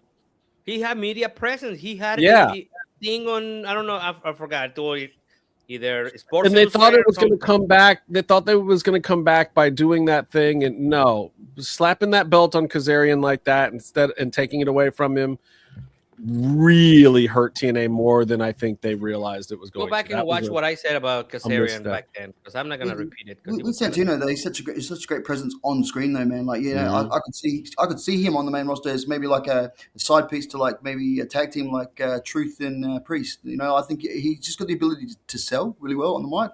I think he has a better. Sorry, go ahead. No, you're right. Keep going. I think he has a bit of that Dusty Rhodes sort of babyface appeal that you like. Juice Robinson had some promos like that in Japan when he was a babyface, and Santana was doing some of that early on as Pride and Powerful in AEW on national TV, but he was in a tag team, so it didn't really go. And he was in a tag team that didn't get a turn, so it didn't really go anywhere. But he has it in him. The guy's really turned his life around. I think he had a very magical run before he became champion. The championship run has been garbage. But I think he can look, we know where NXT's at right now. They can use some male talent, believe it or not, with as many people as they have over there. They could use one or two more guys at his level that bring in that star power like Ricky and Ethan did or whatever. And I think Santana will go through there and do better than a Ricky Saints. It's not hard. Just saying. At the end of the day, 5 years from now, I think we'll see Santana and Ricky Saints both on the main roster, and Ricky Saints will be 3 seconds away from being fired, and Santana will be a top mid-card guy. I think, it's just almost objective that Santana is a more consistent, more well-rounded package for American Wrestling TV than Ricky Saints. I'm a huge Ricky Saints fan since I saw him as a champion on NWA Power. However, and he'll cut an incredible promo one week that's full of fire, and your TV will almost explode from it. Then the next week, he'll come out and try and do something and look like an idiot. None of it makes sense. He's so inconsistent, and there's just something about performing that he doesn't get. So he stumbles upon success, and sometimes he stumbles past it. He has natural charisma. Yes. He does not have the ability to always hone that with hard work and effort. At times, he puts in hard work and effort. That's worse than what I said. I'm just calling like I see him, and I like the dude, but bro, put your nose to the grindstone and just do the work, dude. Just stop trying to find ways around it. Just do the damn work. He needs to go to Turkey, and he needs to gain 20 pounds of muscle, and then he needs to call himself Stroke Daddy again. Yeah. Lose the love handles, do the work, get the promos down. Get a better finish for WWE. Get some repetition in the promos too. Like, he's one of these guys that likes to mix it up and this, that, and the other thing. But it's like, yeah, bro, but those inconsistencies, you're on the main roster, man. Be Enzo Amore. Like, why you bullshitting? But the Enzo's gonna be already there. Enzo's gonna out Enzo. And that's what I'm saying. It's like, give me the fire thing one time and then lather, rinse, repeat. Like, Rock had 12 different things, but he only had 12. And you got them, and he would mix it up a little bit, but then he would give you one straightforward. And Ricky is like, he's come up with some great stuff, but he never turns it into a catchphrase. And like, bro, this is pop music now. You're K-pop. You're in the big times. Give me the repetition, make it palatable. We are actually becoming a K-pop podcast. We keep talking about BTS. Now we're talking about you keep bringing up BTS. That's correct. But I would equate WWE TV or I think how the K-beauty technology has gone to your brain, Byron. K-beauty technology. So I would equate it more to like 31 flavors, where like you turn on the TV, you want that scoop of chocolate ice cream, but you want it to taste like chocolate ice cream when you're eating it. You know, racial for some reason. I don't know why. What? Nothing. Keep going.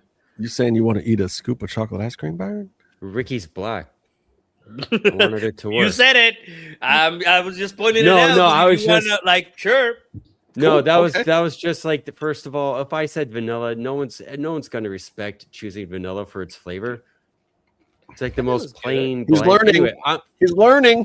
I mean, there's strawberry. I'm just saying. Chocolate chip. There's Rocky To your point, Road. it's like you go to an ice cream store and you get the flavor, or you get the burger at McDonald's that you want, and you want it to do the thing you wanted it to do.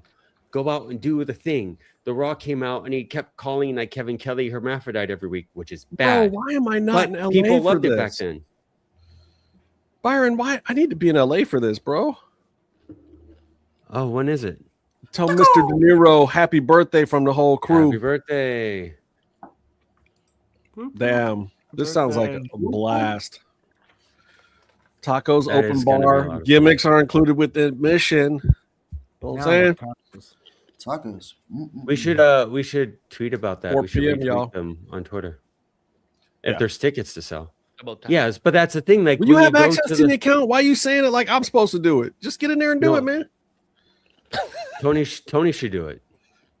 Tony don't even know these people. I'm passing the buck. Damn. Yeah. Like they were his homies. Them are our homies. One of us will remind one of us, and we'll remember to retweet or something. Help promote. But my thing about Ricky is there isn't a Ricky Saints sneaked away from flavor that very quickly. in the ice cream shop that you want and that you order and you get. You walk in there and he just starts talking to you, and you either like it or you don't, and then you leave. But what is it going to be? I don't know. Pralines and cream. I don't even know why you're still talking about Ricky. Wow. Yeah. I want to talk about ice cream. Why do you that? Why? Yeah, you want? Yeah, that's all in your mind. This is. I was trying to talk about Santana. This is that squirrel running in his brain. Santana, Like, Rocky Road. I love Rocky Road. Rocky Road got chunks in it. 3 I like scoops that. of Rocky Road. What do you mean he's had a Rocky Road in life? Oh, I get it. I get it. Sorry, I'm a little highbrow tonight, you guys. His daughter's adorable, though. Oh. Shout out to Santana, bro. Keep it going. Keep it real. And if it's time to jump, just jump, man.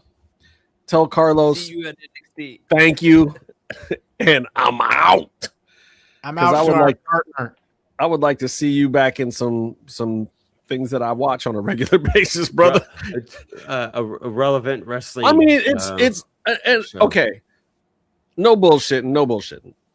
I like Santana a lot. I saw more of Santana in between AEW and TNA than I have since he's been the TNA champion. I was seeking out his indie stuff to watch it and see what was going on. I was excited about what he was doing. Yeah. He was really getting his act together. He cleaned up. He got on the wagon. He got the chisel going on. He was taking care of his kid, doing all the right things. People were hyped on him. He was coming into locker rooms and he was being a locker room leader.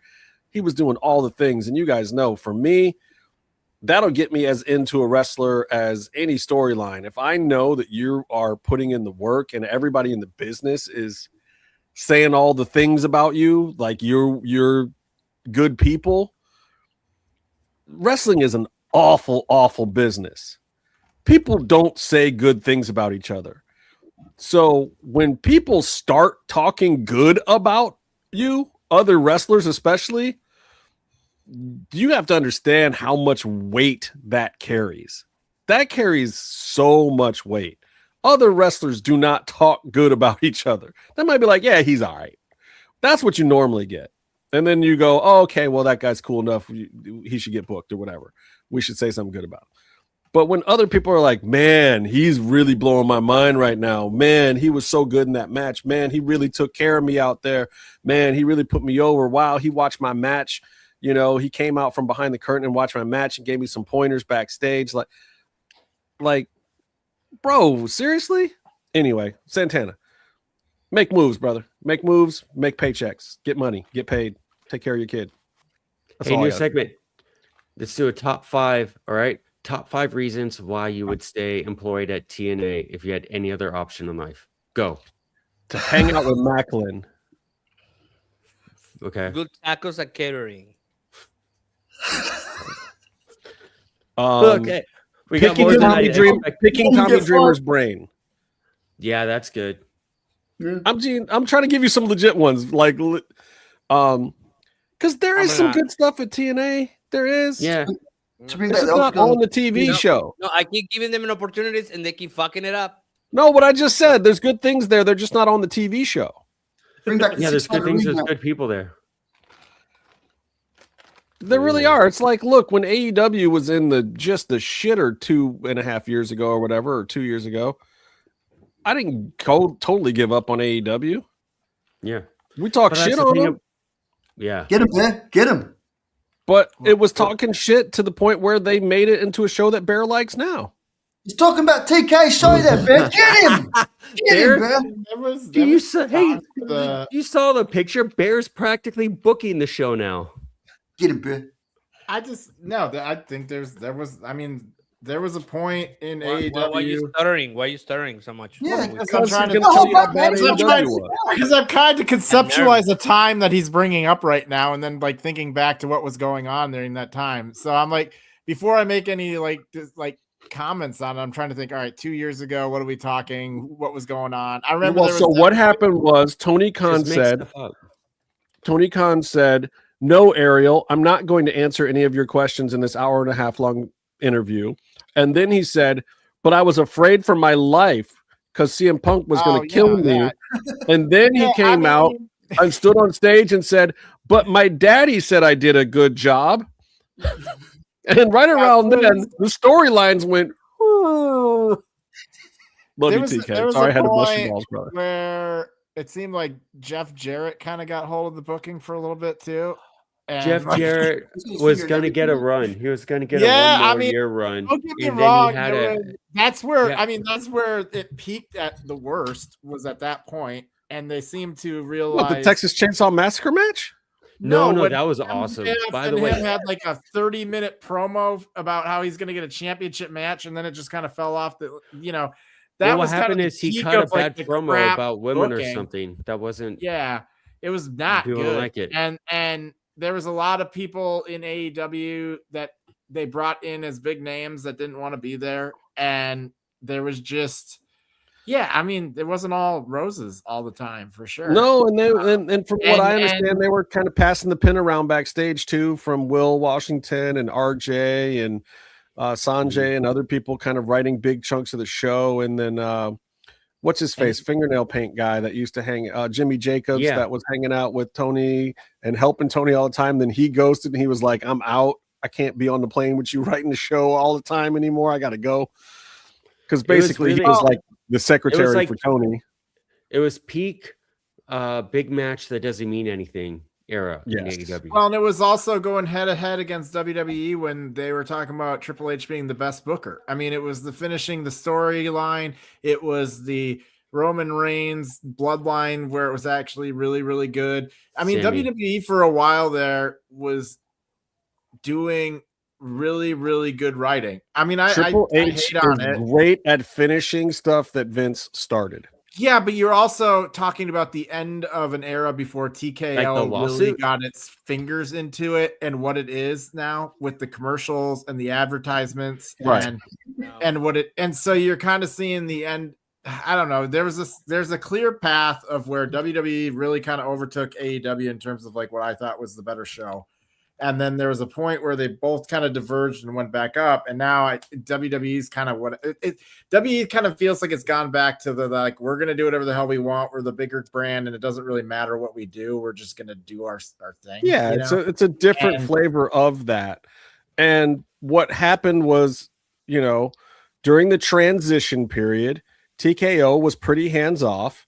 They let Triple H and some of Vince's guys that were still left basically have the company for a while to finish off all his stuff while they went out and focused on, first of all, getting the Netflix deal. Because don't forget, when TKO took over, they didn't have the Netflix deal yet.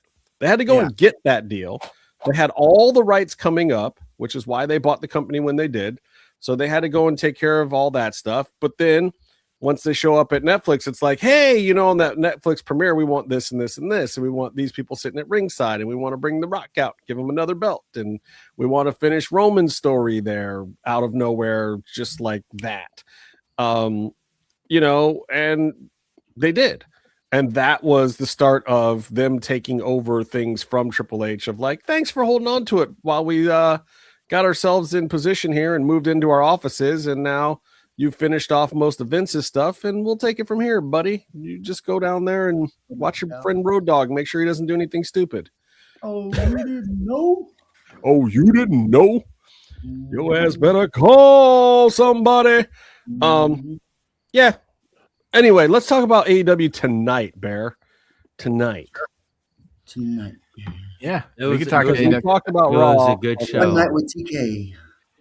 We talked about the pay-per-view all week. We don't need to talk about that. I know you hated the opening match. I enjoyed the opening match. What was the opening match? What? The championship match is Rouge? Yeah, the championship match. What are you talking about, Justin? Justin was just talking mad smack about that was the match. A good match. I thought it was a pretty good match. I think I know why, Tony. I'll tell you later off the record why he didn't like something specific about the match. I thought that match was an insult to Roosh. Yeah, I thought it did nothing for elevating him. He's been here forever. He's gotten so close so many times, and then he gets hurt or he goes out or somebody in his faction has gone out, so they didn't really push it the way that they were planning on pushing it. But it was about Andrade. It wasn't about Roosh. Yeah, it's about showcasing talent. He's not on that level yet. You got annoyed. Exactly. You got to showcase the talent and build him up to that level, and so he can get there. But and this isn't the way to do it. First of all, it's not even a real headlining match. I know Byron always said to me, the first match of the night is always a big match too. Well, because it is. Finals going on head to head. I get it, but I guess it all makes sense. Then what's the next topic? Nothing says to me this match doesn't matter more than it being a world title match that starts off a Wednesday night against the playoffs, because we know nothing is going to change. He's not a real contender for the title, though. He looked like a bitch blading for MJF. I would not have done that if I were him. It did not make him look strong. It did not keep him strong. It didn't give him heat. Yes, it was a decent showcase for Roosh because he's a great wrestler, but I'm tired of Tony Khan booking the random Wednesday night 5-star match that doesn't matter. I think it matters. And I think it was a good step for him. I thought it took Roosh down a notch. You won't convince me otherwise. It's hard to make a point against Justin because there's 4 people telling Justin he's wrong. We need to hear one person at a time.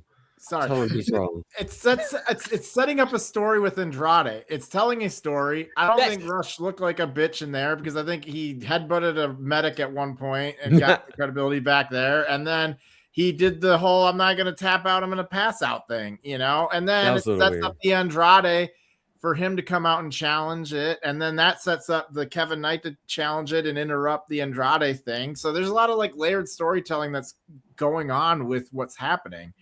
And I think they've been building, Roosh up for a while now. I mean, he's been getting the squash a jobber thing. That seems to be like the biggest sign that you're going to get a title chance here soon is if you're building up a bunch of wins against nobodies. Like when they were keeping records, you need to pad the numbers a bit. All of a sudden, speaking of that, guess who got one of those matches? Andrade tonight. Mid-March. Yeah. That's usually done right around my birthday. Then. The writing team, the associate producer people, whatever, they pick straws, and the short straw in December has to start like dropping hints to Tony. Hey, whatever happened to keeping records for people? They start playing Counting Crows. It's been a long December, and it's time to bring it back. We need all of the stats to work again. But I also think that it was a big match for Roosh, and it's great to get him up there. But he also didn't deserve a full second main event title shot match. Like there's stuff. I think a little bit got protected, and I think there's stuff left in the tank for him when and if he gets to have a legitimate title match that he might win. He might get another. He might get another match, which will be presented with more build and have like another 5-10 minutes, and we'll have more near falls. But he was never going to win this, but you wanted to see him do good and cheer for him for a bit.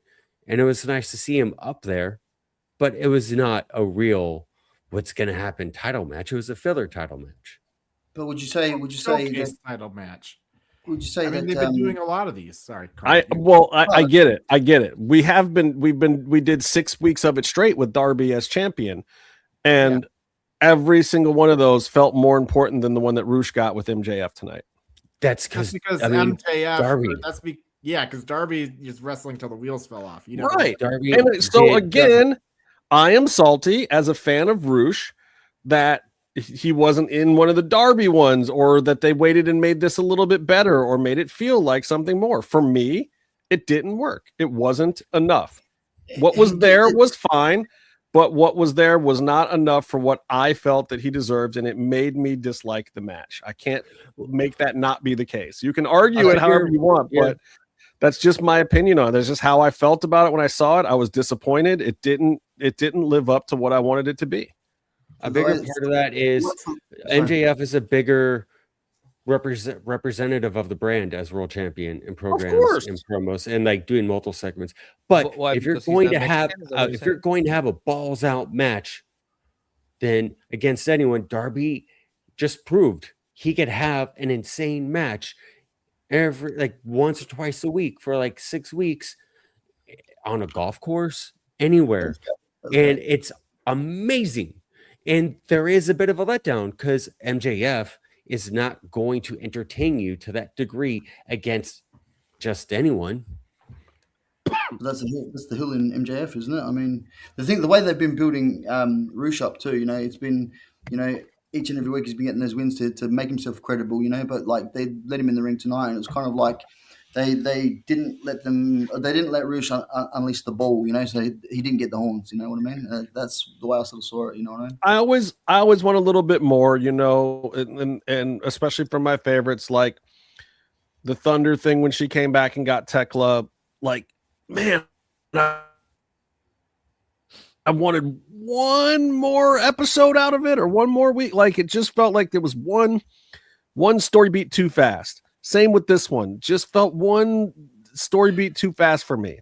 Like I needed a little more build, a little more excitement. And I think you could have done that if it was the headlining match and you had some of whatever that opening segment was with Andrade and Roosh play out a little more, breathe a little bit, maybe have an MJF moment there that leads you to the second hour to get there. And WWE does that all the time. They'll open up a 3-hour show with the 15-minute back and forth, whatever promo, gets you hyped for it. The announcers are talking about it throughout the show. You get a little backstage segment here or there, and then you get to your main event.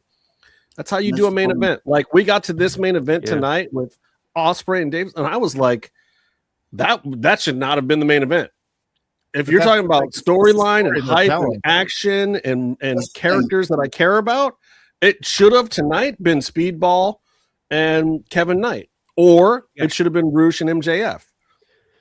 Will Ospreay and Mark Davis was not the story tonight, guys. Was not. With AEW, man, and I'm sorry to jump down Tony Khan's throat here, Bear, on this one, but you go on about it a lot, saying like the story, they've got great stories, and I think they do to an extent, but it's like a very light version of like telling a story. They lack a bit of depth with their storytelling. That's what I think. There's so much layered storytelling right here that it goes right into the main event thing right now, especially with the Don Callis, because the Don Callis family is the entire thread through the entire show, and so you start off with the Roosh and Andrade thing, which ties back into the Don Callis family right away at the beginning. Then you have the Roosh match that happens, and then Andrade comes out, and now he's challenging on behalf of that. And in the middle of that, you have Kevin Knight come down for the Jet Speeds thing to interrupt that as he's trying to do. And then Kevin Knight at the end of his match says, I want MJF, after he had interrupted Andrade talking about how he wanted MJF. And now you're going into the heavyweight or the main event thing where you've been building up the Moxley Will Ospreay thing. You're building up Ospreay to be the winner of the Owen Hart Championship.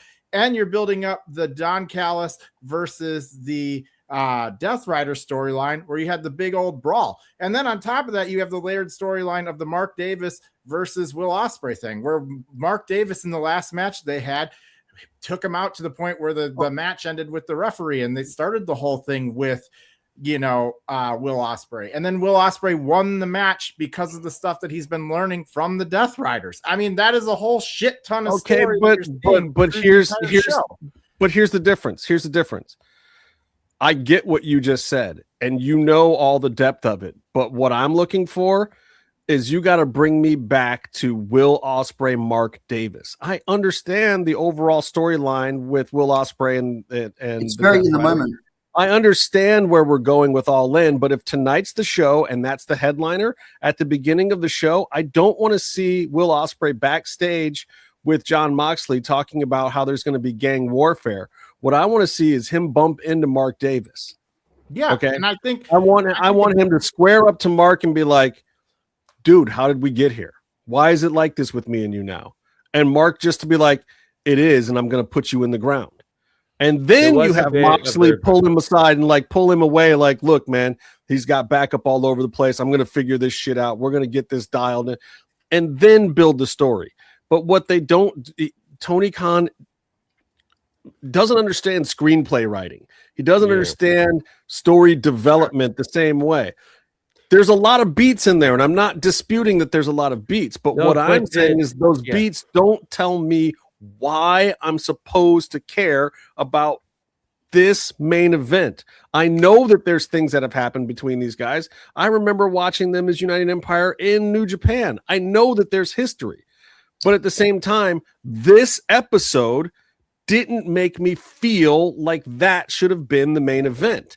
There's more current stuff, and there was more storytelling going into Speedball and Kevin Knight that made sense, that had more drama, more interesting stuff for me. But that's the choice of storytelling that TK did here is exactly to your point. There was this huge interpersonal story and background.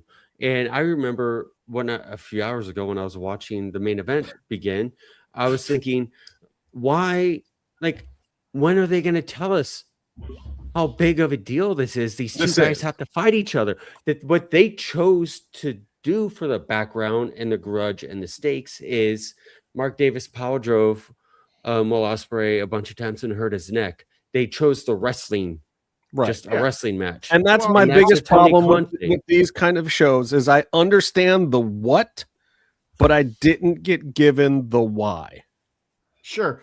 And I can even take it a step further. At the beginning of the show felt very disjointed to me. The pacing felt all kinds of wrong for me, where you're talking about would have maybe fit in there, because it was like a weird pull away promo from Roosh and MJF, and then it cut away to the show, and then it cut back to Andrade, and Roosh is down in his ring gear, and then now we're out to the show, and it's like, that all felt like it should have built up throughout the show. Like it should have been the Roosh pull away. It should have been the Andrade thing somewhere, and who knows? He may have written it that way and then moved it because of the NBA thing, because somebody was like, hey man, you really want to put this? That's what it sounds like. Because if you think about it, evidently they gave, so this is what I look at, and then I think, okay, there is some positive changes, or there's some positive things that are happening. Roosh did a whole promo Cheers, in brother. English. Thank you for stopping by. Completely. Much love. And that was a great promo. And it was great. It was really good. And then obviously they had another promo that he was gonna do before his match to get pumped. Yeah. That was gonna happen at a different time, a different distance. And that promo that Andrade did was really fucking good. It got me, right? It got me in the Mexican feelings, right? So that for me, it's a positive thing, and it's an advancement for both. Because now I gotta say it, and I will say it right now. Tony Khan better make one Mexican champion by the end of the summer, or then I will be fucking pissed. Because if that, because you're teasing me too much, and it doesn't happen. You know what the fuck? We're in the middle of a quinceañera. Am I gonna get kissed or not? What the fuck is going on? You know, right. And if getting back to your point, Justin, there is ways to tell. Getting back to your point where it feels like a lot of story beats are happening too fast. This is another one of those ones with the Kevin Knight jet speed thing, and then Kevin Knight joining the Don Callis family. It's like if it was me and I was the booker, you know, I still maybe do the Ospreay match at the end, but you know, I have the Don Callis family getting cleared out by the Death Riders, and all of a sudden Kevin Knight shows up to mess up Will Ospreay, and he's like, wait, is he joining the Don Callis family? And just when he's about to do it, you could have jet speed, or you could have Speedball come out and confront him and take him away, which builds up their match for the next week, you know? And that's where it's like, you know, if you had one more week to build up the Speedball and Kevin Knight match, and then you could have probably had that as your main event going into the following week. You know, I agree that there's some of these stories that are being rushed a little bit. And that got me back into the Statlander thing from last week where that felt rushed. It feels like there's this like chaoticness to it where they're like, we just have to really get the best of the stuff going without building some of it up. And that that to me, I can get your point on that. I do see that. I do think that he tells stories his own way, but it's at like a weird pace that I just feel like, you know, give it one more week to breathe and build it up. So one more week. And I'm not saying like do what WWE does where, you know, two people are locked together in a whole cycle no matter what. Like, you know, I think the Natty and Maxine thing really suffered from that. It was like they locked them into this thing, but it was like, how many times are we going to see the exact same match? They did the exact same thing for 4 or 5 weeks, and that was horrible. But then if that had been on AEW, it would have been one night, super booking over, and then you would have completely forgotten about the whole thing too. It's like, I need a middle ground thing. And honestly, I will tell you, the promotion that gets that middle ground right, it's AAA. Oh, they do like TNA. No, AAA, because they're doing a little bit of the Lucha Underground thing too. It helps where they're doing an event and breaking it into 2 or 3 shows, so the story doesn't go every week, but the story's still going. You get 3 weeks, 3 tapings of a story, and that plays out over a month and a half. So you're not getting bombarded with it, and it's part of why I like Lucha Underground too. That's a better formula. It's a shorter show. You get the matchups you want, and then they have to make the story beats count. You know, and it works. To that end, I don't know what they're going to do, and I know I'm jumping to another story. I don't know what they're going to do with that match with Octagon Junior. That we're going to find out this Saturday. That was like live. To watch it almost felt like it might have ruined the rest of the night if he hadn't been so great, because he was twitching, dude. He was doing the thingy, you know, like. I read that he is going to recover. He's just going to be out for a long time. He looked a little dead. I was making some dark jokes because I'm Mexican and we make dark jokes about. No, you got. I mean, if you can't laugh about it, then. Yeah, but it was resurrect the guy? It was really terrible. I even deleted the video that I took.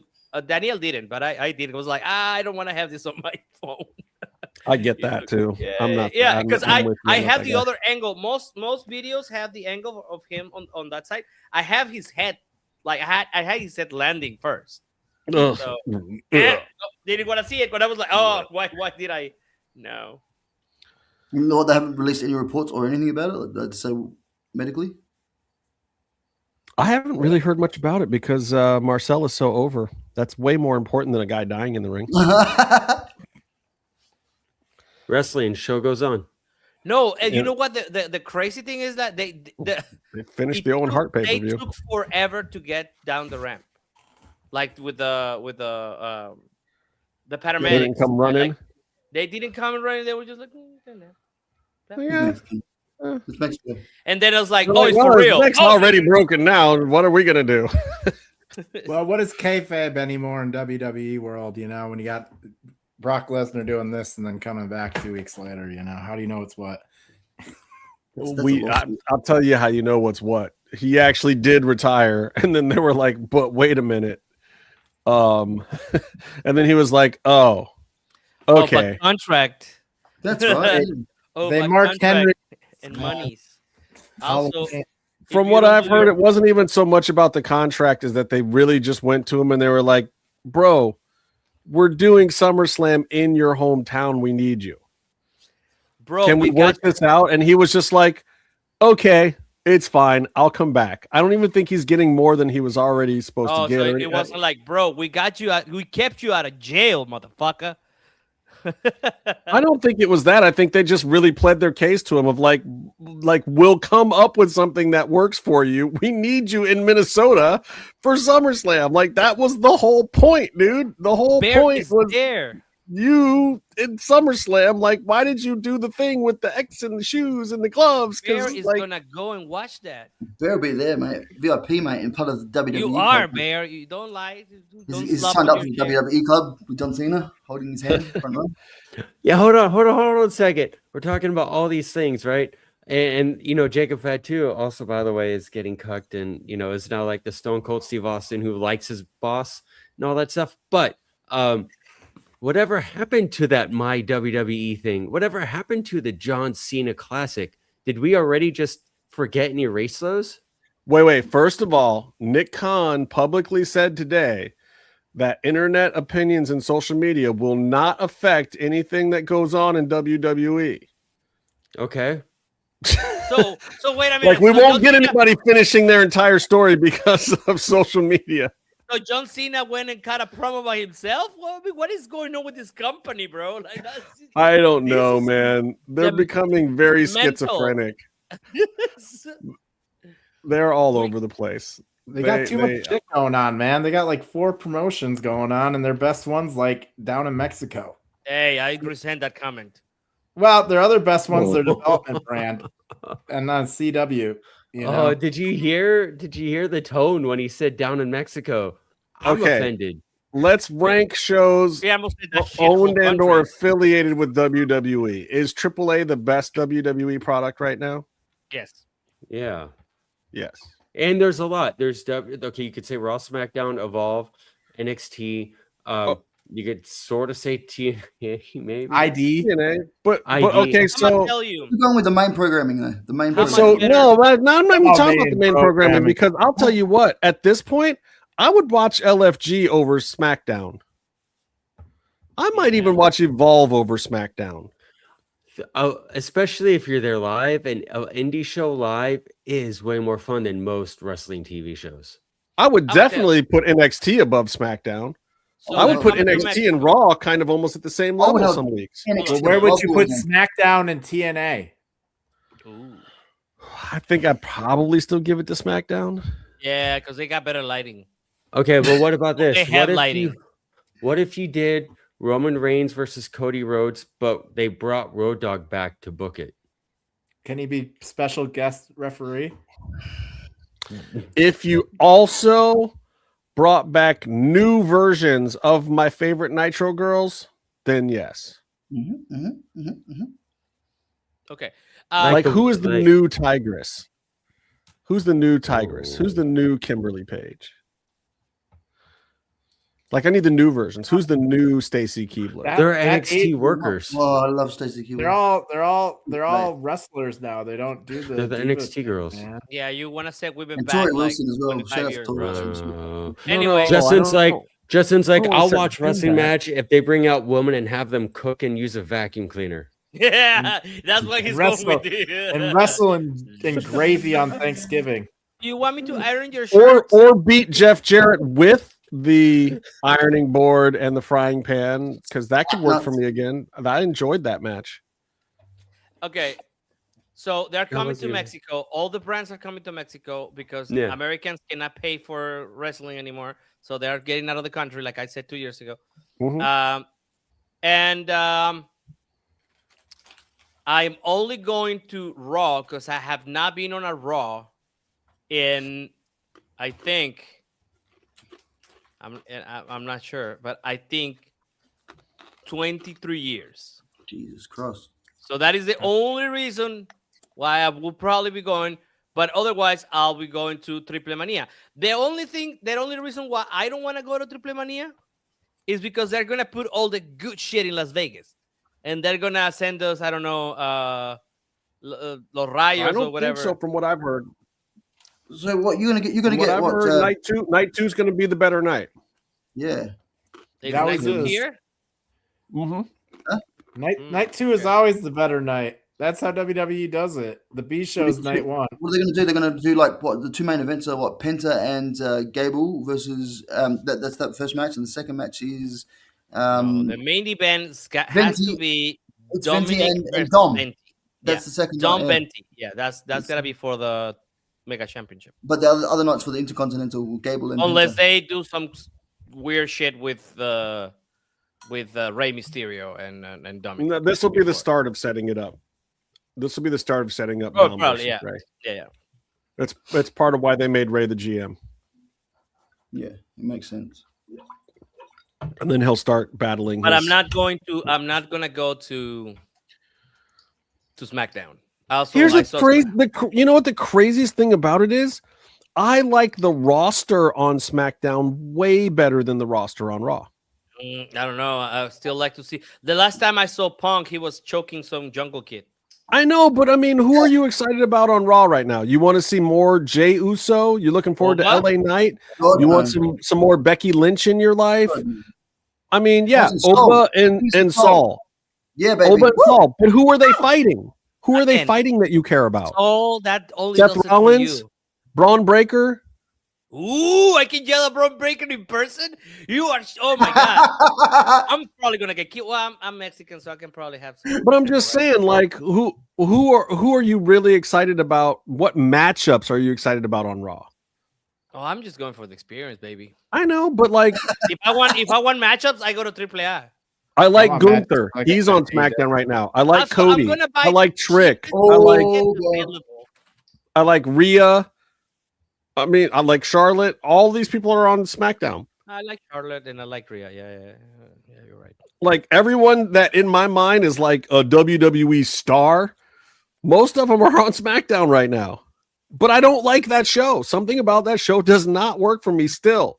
So I apologize because apparently it wasn't Road Dogg's fault. They've conditioned you now at this point. You just getting people fired for no changes. Sorry, dude. It wasn't you. I when you have your talent on screen. No, you cannot do that. No, you cannot take it back. We agree on this. You will be responsible for that guy's unemployment line. I mean, when you have your talent openly shitting on the product, it kind of sets an Finn's even on there now. So. Oh, Finn, yeah. Finn's over there. We called that one wrong. We said Finn was going to go to AAA, and Finn got shipped to SmackDown instead. He doesn't want to come. He doesn't want to live here because he wants to be in a middle ground. He said this in an interview that he wants to be in a place where he can go and see his family, and they can come back and see his wife's family. Although I don't see him ever. Yeah, he's thinking about everything but a push at WWE because he's never going to get one. Yeah, what? Some guys never do, man. He got his 5 seconds of fame. Universal champion, it's fine. That's why Oscar was like, "Hey guys, I got some stuff to do at home for a little bit. I'll be back if you want me back. If not, cool, whatever. If you need something around like Royal Rumble, give me a call." Yeah, and she's all over her social media and stuff too. I thought she was gonna just like go home and ghost. No. She's like chilling on the beach and doing like funny posts with her new dog and all sorts of shit. Oscar don't give a bit. All right. You know what? You know what it's time for? Yes, I saw our new dog. That's what I'm talking about. That's what I'm talking. The dog is cute. Pops and drops. Do you like dogs? Yeah, I like dogs. I like dogs. I like dags. You like Oh, dogs? dogs are outside. I gotta go let them in. Oh, do I like dogs? Yeah, I like dogs. Guys, let's have a real conversation. Guys, we got to talk about Bear. Oh, he's back. Okay. Yeah, the dogs on AEW. I love them. They're amazing. Actually, I will say this. I do love them. With the Bucks today. I thought that was good. I like the Bucks calling them out as the shittiest version of the Bullet Club. That was fun too. That's my pop of the week. What the dog do? So I want to give a shout out to Leo Rush as well. I'm really enjoying that AEW. It is pops and drops time, and that was actually going to be my pop, Coma. So I'll just go for it. I love the Leo Rush can't see you if you're not moving. I don't know where this gimmick is going. I don't know if it makes any sense. I don't know who he's talking to, and I don't care. It was amazing. Orange Cassidy, they timed it. No. Orange Cassidy. The cameraman was telling him it was great. The cameraman was like, freeze. Go. It was like watching what's that Netflix show?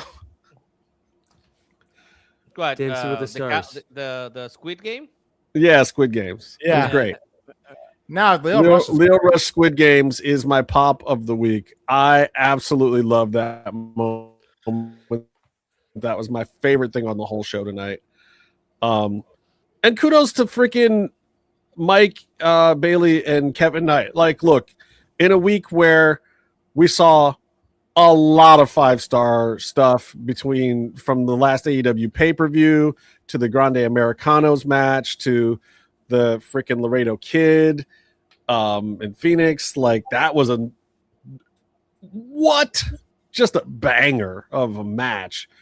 In a week where we have seen a lot of great wrestling, I thought that Mike Bailey and Speedball went out there and had a great moment, a great moment. And I don't know where it goes from here, but I'd like to see them bring that back for that belt on a pay-per-view down the line somewhere with possibly Mike going over. But they got to build it. They got to build it right. That's my pop of the week, though. Leo Rush, Squid Games. Love it. Good. Who's got a pop for me? What the dog doing? I feel like the Bucks are chronically online. That's what that promo felt like. That's not a pop, by the way, but yes, I agree with you. You know, all right. I think that gimmick that you're talking about with Leo, I think it comes from the whole sort of Smeagol or the Gollum character. But there's a movie called The Descent, and in that there's sort of subterranean golems and stuff, and they can't. They move around, they'll kill you and shit, but if you move, then they know that you're there, kind of thing. So like they can't see you or can't smell you. So I think they're sort of he's playing an angle like that, kind of thing. I like the Doctor Who Weeping Angels version of it. I don't know if you've ever seen those episodes, but every time somebody turns around, they're just closer, but they're still statues. Creepy as shit ever, man. They're like these evil angels with fucking fangs and teeth, and like they get closer and they're like, first they're all nice and angelic, and then the next time you turn around they're closer, then you turn back around and they're like up on. Yeah, right.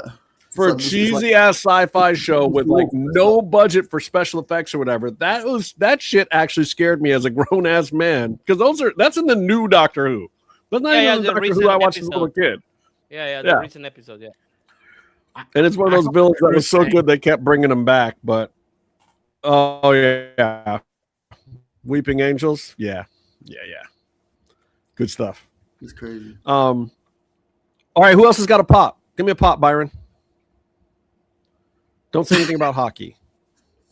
Fuck, you fucked it up.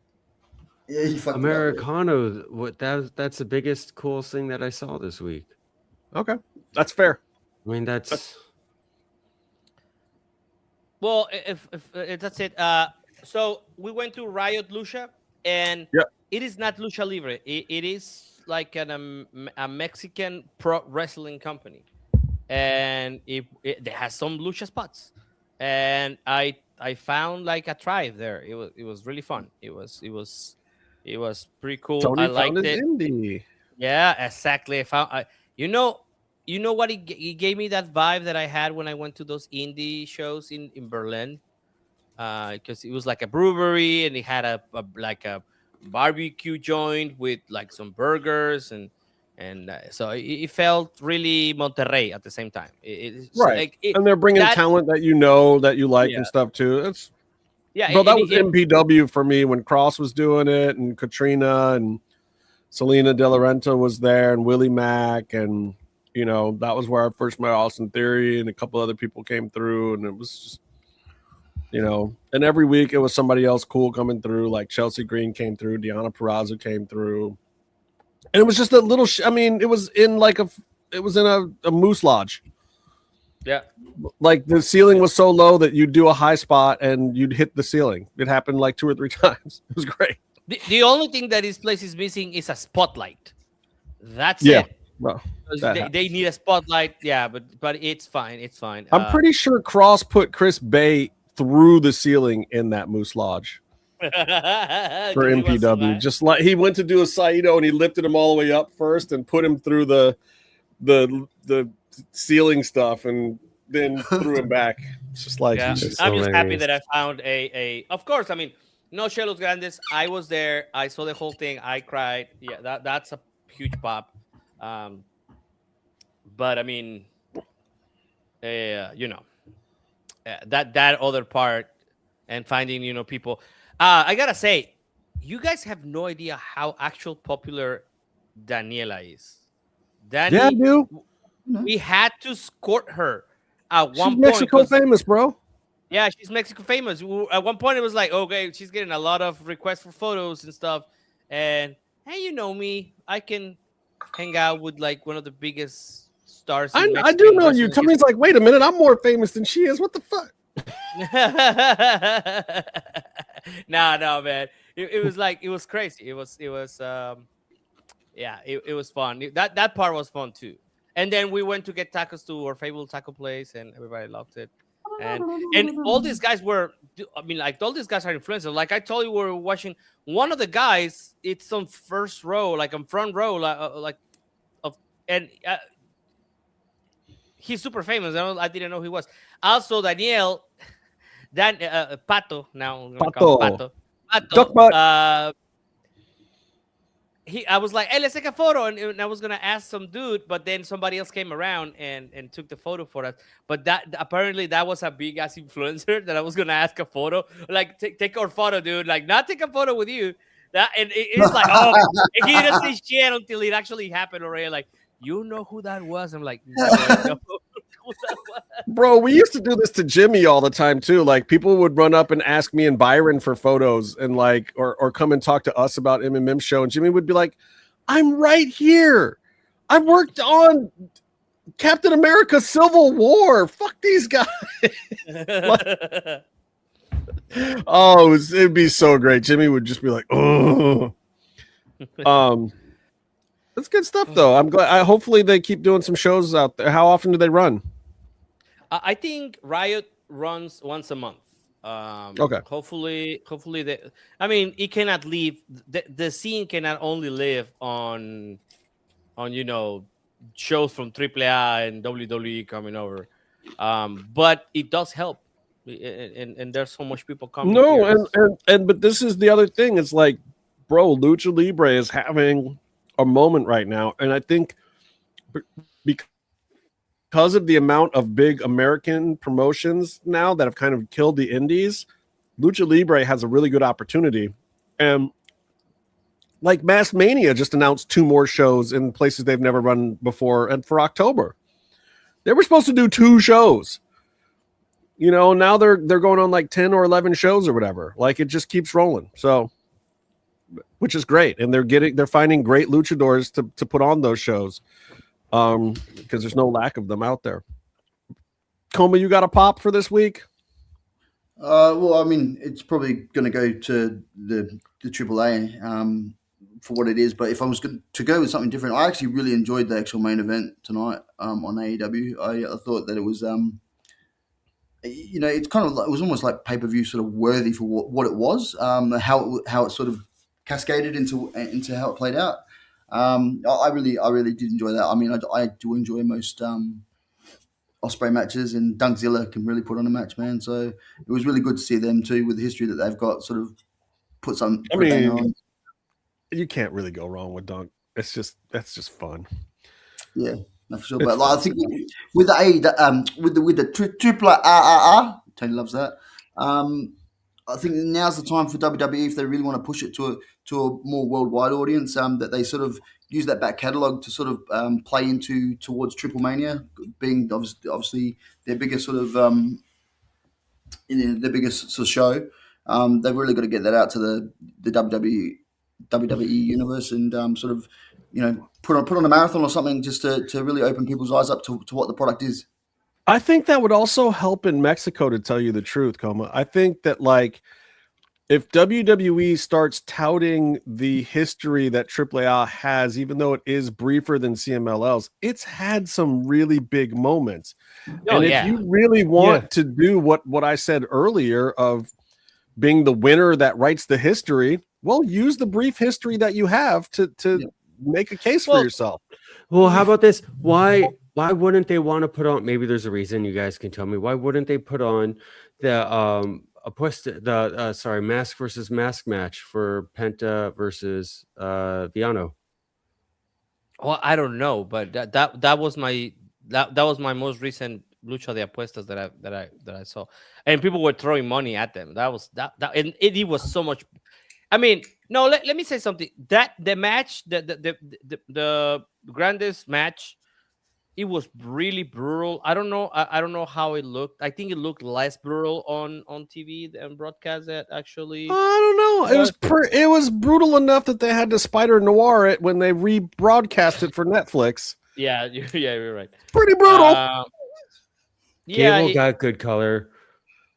Marcel no, but I mean, I don't know. Their bodies look pretty beat up too. Like, it sounded really like, you know, like the steps have the sound, right? But I don't know if they use the same step that WWE uses on the top one being different. I don't think they did. No, it was really like I think they used the triple step, the heavy triple step, the actual steel plate. And when Pimpy hit Gable with the mariachi guitar, that I was like, that was they just got this guitar of the El Centro, you know, like they went to one of the stores and they just but they obviously powdered it, which is also supposed to lessen the impact. But I mean, a lot of those guitar shots are real. And the funny thing is, so up here, what everybody does is they buy these this Fender acoustic that is made in Mexico that costs like $120. Yeah, it's very brittle. Apparently in Mexico they didn't buy the cheap Mexican Fender. We make cheap stuff here. We just don't. Right. It was like when you're in Mexico and you buy something that's made in Mexico, it isn't the garbage that we get up here that says made in Mexico. Is my point. Because that guitar it's like a pine looked guitar. painful. So but that match with Penta and Villano Cuarto, that for me, that was I think even my girlfriend that loves Lucha Libre, like she actually watches just because she loves it. She was like, oh yeah, that was a little too much. Penta looks like, I don't know, like a train ran through his he looks like he lost. He looks like he lost. Yes, that's what I mean, but that was the whole thing. Like, to really pay respect to the end of that. I mean, Viano was like the last of that whole era. Yeah, and to really pay respect for it. I mean, there was points in that match where I was like, "Is Pentagon going over? What are we gonna see him get unmasked? Are we getting EV Dub's boy that he calls by his government name? Like, are we about to see a thing?" Yeah. It was. It had me a couple times. That was a crazy match. To that point, I was reading something before we came on the air about how it's always this kind of comments that are like, you know, undermining the Mexican crowd or our economy. But I think I pay more. I think I pay more money for my tickets to AAA that I have ever paid for an American show. Of course, it was 20 years ago, but I think the prices were about. I think I show you guys that the tickets for AAA were more expensive than SmackDown in like Ohio or some shit. So how mad are you that the Triple Mania prices look cheaper than that Grande Americanos? No, you know what? I came out and I spent all this money. I was like, yeah, that was worth it. It was worth it, yeah. I mean, I'm gonna be changing light bulbs on the next show. I mean, but WWE is basically already telling you, like, yeah, Triple Mania is not going to be as good as that. We're going to make the ticket prices like half of what that they need to draw people too. Also, it's a more like a larger place, right? And they were saying also they think you guys over in Monterey have more money than people in Mexico City or Las Vegas. Yeah, they do know that. Yeah, and that's another thing. Like, how are you doing? I hope you're having a lovely Eden. Okay. And you know, but no, that's not true. I don't want to sound like the Simpsons in the monorail episode, but like show you what you got, and we will buy it. Right? That's basically what was happening here, and that's what they're coming here. I'm doing better than Tony is doing. That's all I can tell you. Do you think that they're pitching that sort of price at the Triple Mania, like to be able to give people the opportunity that are in a worldwide audience that don't really know too much about AAA? Like I said, like exposing it to the WWE universe and, you know, giving people options to go, come check out the show, like at this price, according to like what they did with WrestleMania, for example, how they just extorted people. I was trying to make this point the other day. I think that they're trying to, you know, make it affordable for anyone and everyone to go come check out the product. That shit backfire really like majorly for them, right? Like they were fucking. Yeah, I think this is a company turnaround in general. The fact that they're releasing ticket prices ahead of time, they're making it obvious that they're better. I think this is an intentional pivot at this point in time by TKO, and I think we're going to see this for some other events too. I think Triple Mania is a test case for them of like, okay, we weren't really counting on a bunch of this money from AAA anyway. Like our running and expenses for this show are good. So let's bring the prices down for this one, see how it goes. And maybe we need to start doing this. Like if we can pack a whole weekend based around our C promotion at lower prices, then maybe we can start bringing the other stuff down. So we'll see. Like, trust me, the guys at TKO are not idiots. And as much as Nick Khan is out here publicly saying we don't listen to, which I don't even understand why he's trying to do say that. Yeah. Well, I get it because he wants fans to stop trying to push them around.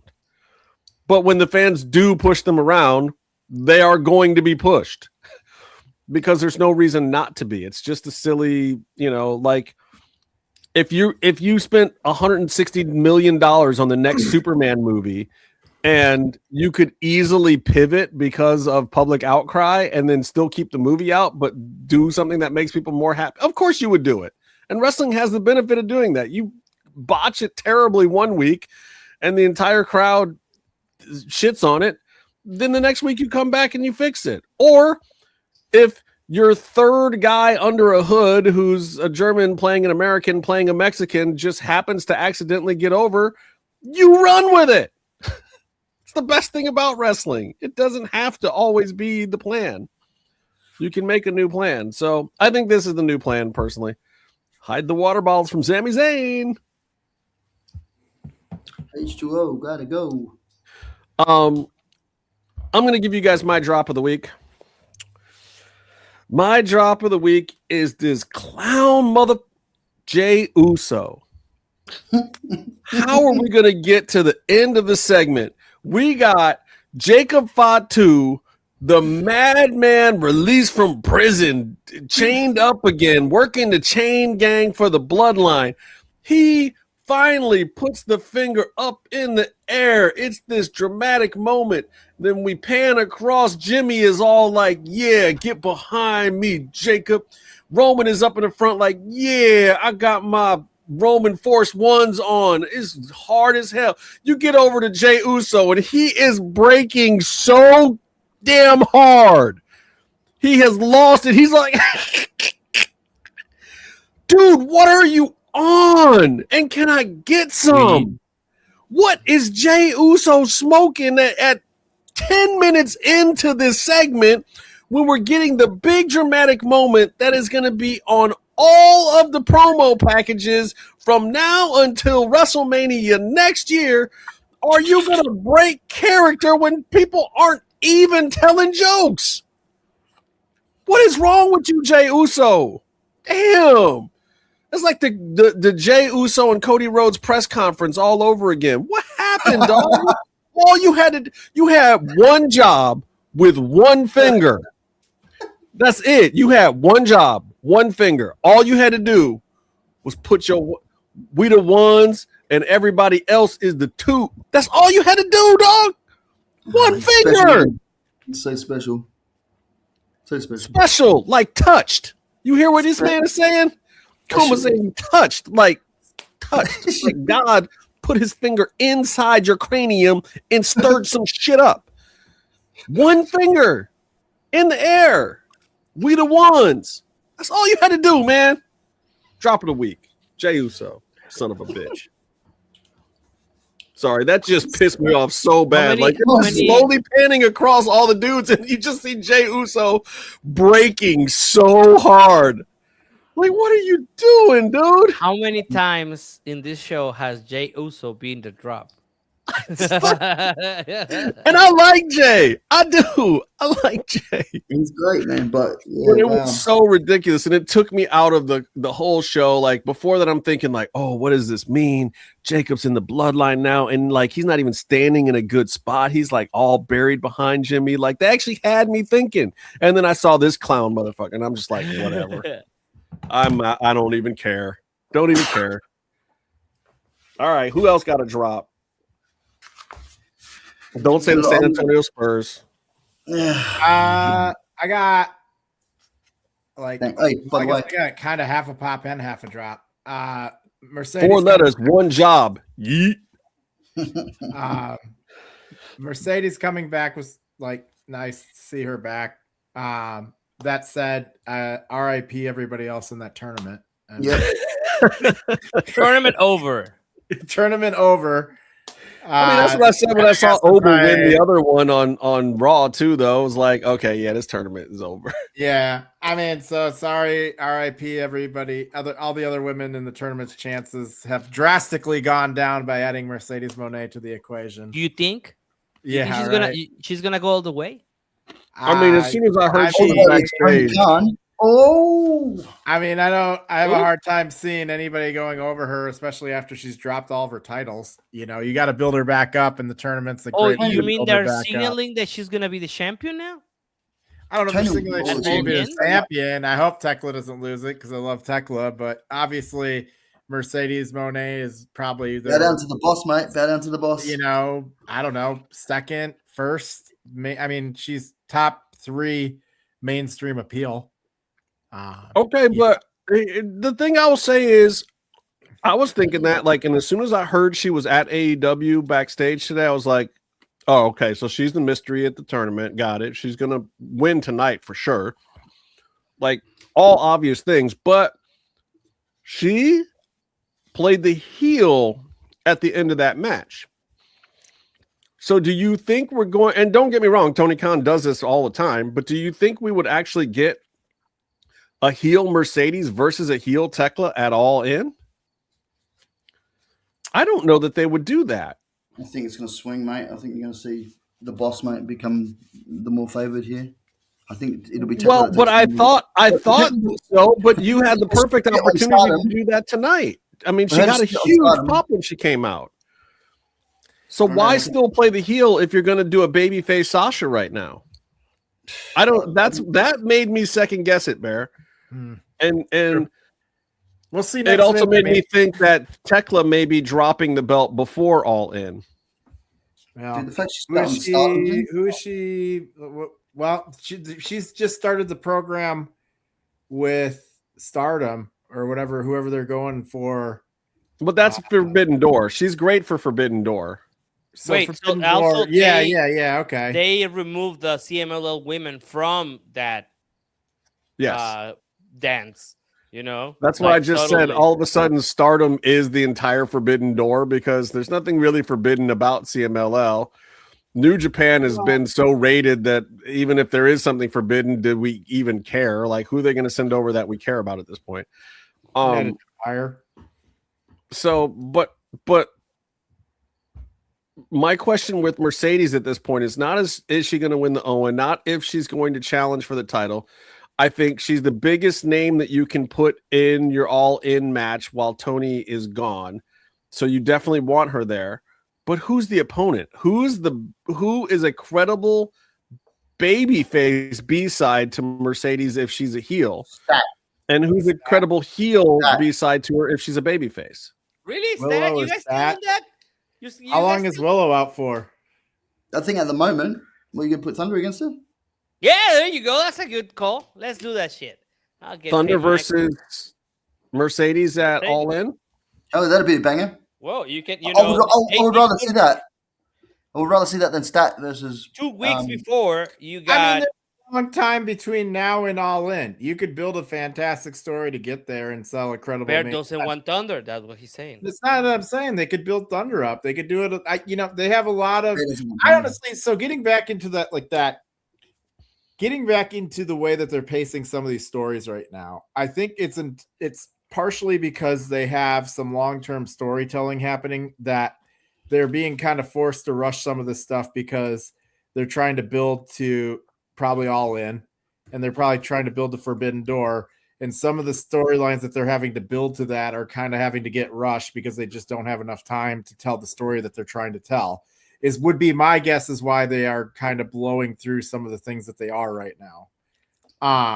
And so, I think you've only got 5 choices.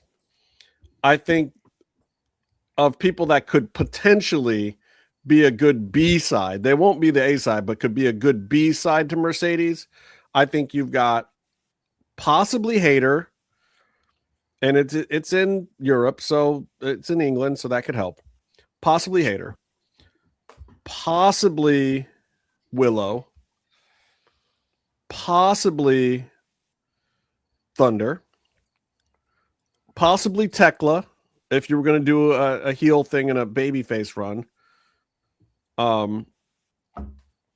or Stat. That's 6, right? No, that's 5. I said 6, maybe. But I can't think of anybody else that you could elevate even in 3 months. Oh, I know who the other one is and who it might actually even be. Mina Shirakawa. Mm-hmm. You could do Mina Shirakawa versus Mercedes at Wembley. Would I want you to? I would do Thunder or Hayter over that, but you'd have to build it up. Really, I mean, I think it would be a hard story to build, and you'd have to start it right now. Well, I mean, they are starting it right now. They brought Mercedes into the tournament. If you have Grand Slam in Mexico City, 2 weeks before, that is some good that is some good get behind kind of a thing. You can do right there. If that's not the way you want to go, I will say Jamie, because she will be over as fucking. But then, I mean, don't discount Thunder's popularity in England, though. Oh, and no, I'm she's saying this because she's the homie. Like, I'm literally saying, like, to me, it's Hayter or Thunder, realistically. Could it be Hayter's the one that, or sorry, not Hayter. Could it be that Thunder's the one that takes the belt off Tekla at either the Grand Slam Mexico or Grand Slam Mexico? Look, if you get a short title reign and then you have her, Monet take it off her at All In. Yeah, absolutely. She loses to Mercedes there. Let's just book a 4-way dance at All In, mate. Let's just have it Tekla, Michelle, Did Monet. that already. They do that once a year. What? Alpha Pop of the Week. Excalibur Yeah. signed off on the show with David Lynch Twin Peaks quote, "Fix your hearts or die." I love it. Wow. I have no awesome. problem with that. Cool. Makes me like him 10 times more. Yeah. Yeah, I don't know. Like, I have to say, I have a little bit of a dislike for 4-way female matches at AEW. They don't seem to ever quite go the way that I want them to. I don't think you want to. Maybe that's my own personal issue. I don't know. Yeah. But I think that, look, you really could build something by putting Thunder back in a program with Tekla leading into Grand Slam, have Thunder get the big win there, and then go on to face Mercedes at All In. Well, they do I think have you been could build some planting big seeds. international hype that way. Or is Mercedes playing a tweener right now, and they can flip her face if they wanted to by having the Sisters of Madness, do the shenanigans shit, Well, yeah, and that's what I'm saying. But then I don't understand why you have her play the heel tonight at all. Yeah, but is she playing a heel, or is she just playing Monet? And then we'll see where it goes. She held the pin too long, and she was like grinding it in her face and being a dick at the end. Yeah, she did do that. And she grabbed the belt. Also, keep in mind that was Alex Windsor, so it wouldn't be surprising if Hayter had an issue with it. Unless you're trying to make somebody with Mercedes. I mean, on the other side, Athena. I think you got to get rid of the belt before you can do that. They probably forgot that you just get a babyface pop when you come back from a return. Well, maybe they don't They might have. They skipped a few steps because you come back as a face, but then you turn heel at some point. But you still have to be like, yeah, everyone likes to see me now. You have to. Yeah, well, she did it in one match because that's also typical then, AEW. Then they're in the first hour of our show trying to keep her heel for whatever reason. I guess maybe because you're having Persephone go over next week and you need her to be heel against Persephone. Yeah, that might be if the she's case. heel, and that would make sense. Persephone's yeah, face. but if she's heel in and AEW. she's in theory, if she's taking the belt off Tekla and she's the bad guy, is Tekla getting cheers? Tekla is getting cheers. No, if But you not- have Mercedes take it off of her. Isn't Well, that that's why I what- said she can't. That's why I said you have Hayter or Thunder or a babyface take it off of Tekla first, and then you have Mercedes coming in chasing. You need Mercedes Yeah. chasing for All In. Yeah, but that's why I don't think you take. I just think it's weird to take the belt off Tekla going into All In. I know it's tough to see for that myself reason. taking the belt off Tekla. I mean, there's got to be a story here with Mercedes getting into All In. I don't know what it is, especially. Oh man, they've done this so many times that They've done it so many times. They'll just they flip-flop had it and- Cheetah hold the belt for a week and a half, and then like some of the Swerve stuff was like this too, where like Swerve was a heel up until the day he was champion, and then all of a sudden he was just a face overnight. It was so weird. I mean, and then he never actually went face. He just got cheered by everybody, so they just kind of booked him as a face. And then the second he didn't have the belt, he was a heel again. It didn't make any kind of sense. But also, I would say that for All In, I would like to see the Birds in a women's tag title match. Yeah, I know. I'd love to see that. I think they got to build that. I mean, that makes the most sense for who's taking it off them, and they've kept them so far apart for the most part that like it makes the most sense for them logically to be the ones to take the belts off. Then that puts you back to Willow, Thunder, Stat, or Mina. I know, and it seems like they're building Stat back up, and I hope they can just do a good story with it. But I mean, I think that was kind of the end of last week's feud, where I don't even know if it's the end of it. I mean, you think it'd be the end. I of the love feud. Chris Statlander. I can't see her putting a single ass in a seat in Wembley Stadium right now. Who? Well, you're hoping Exactly. Mercedes can. Chris Statlander. Oh man. I just can't. I can't see it. I can't see it, and it's not We're her already fault. too far into No, the exactly. season, to try to do that, and we already tried several times. He might, though. You know how Tony Khan is. If that was the match he had in his mind a year ago, that's the match he's going to book. I Unless was thinking somebody's about injured. it, and they should just book her like a female Kane. Yes. Yes, like why not? that should be her. That I was That's not thinking bad. about it after my rant last week, and I That's was not like, bad. man, how do you just get her over? Like what? Like Master up. the things that I'll are tell you working, how you get her she's a over. You good make her the precursor. cross between Sigourney Weaver and the alien. Yeah, She's from another planet, but she's this cross between a badass chick and a monster from space.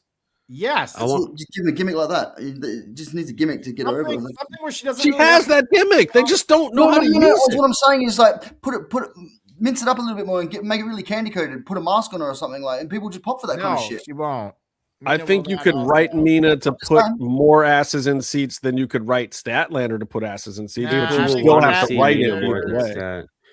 I think Stat, whatever gimmick you want, whatever her lore is supposed to be, she should be a bad guy and she should be a badass that bullies people.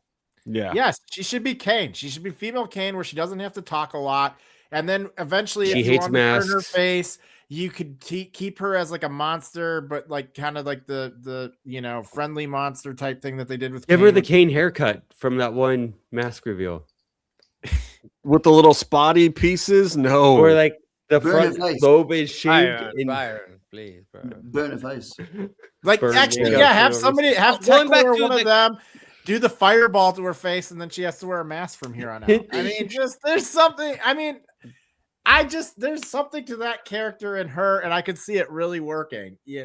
Like, but a monster. You have to write it. Somebody has to write it. You Tony Khan hanging out for too much now, so that's what you think that. But going back to the Thunder Rosa case, she does go over there every other month, and she has a very dedicated fan base at Riot Cabaret. So yeah, and again, that's not 100,000 people, but I think Thunder Rosa could draw 2,000 or 3,000 people easily. I think she draws more than Statlander draws. More, and maybe more than that. But I think a lot of those people are probably already going to be there anyway. But also, I don't know. I think she draws better. No, not really. Peter draws better. These people that go to that show are, some of them are. Yeah, that's true. Yeah, some of them are lucha, but some of them are just like music and like theater fans. Yeah, theater people. Like yeah, theater people. Yeah. But yeah, you bring in the Riot Cabaret champion.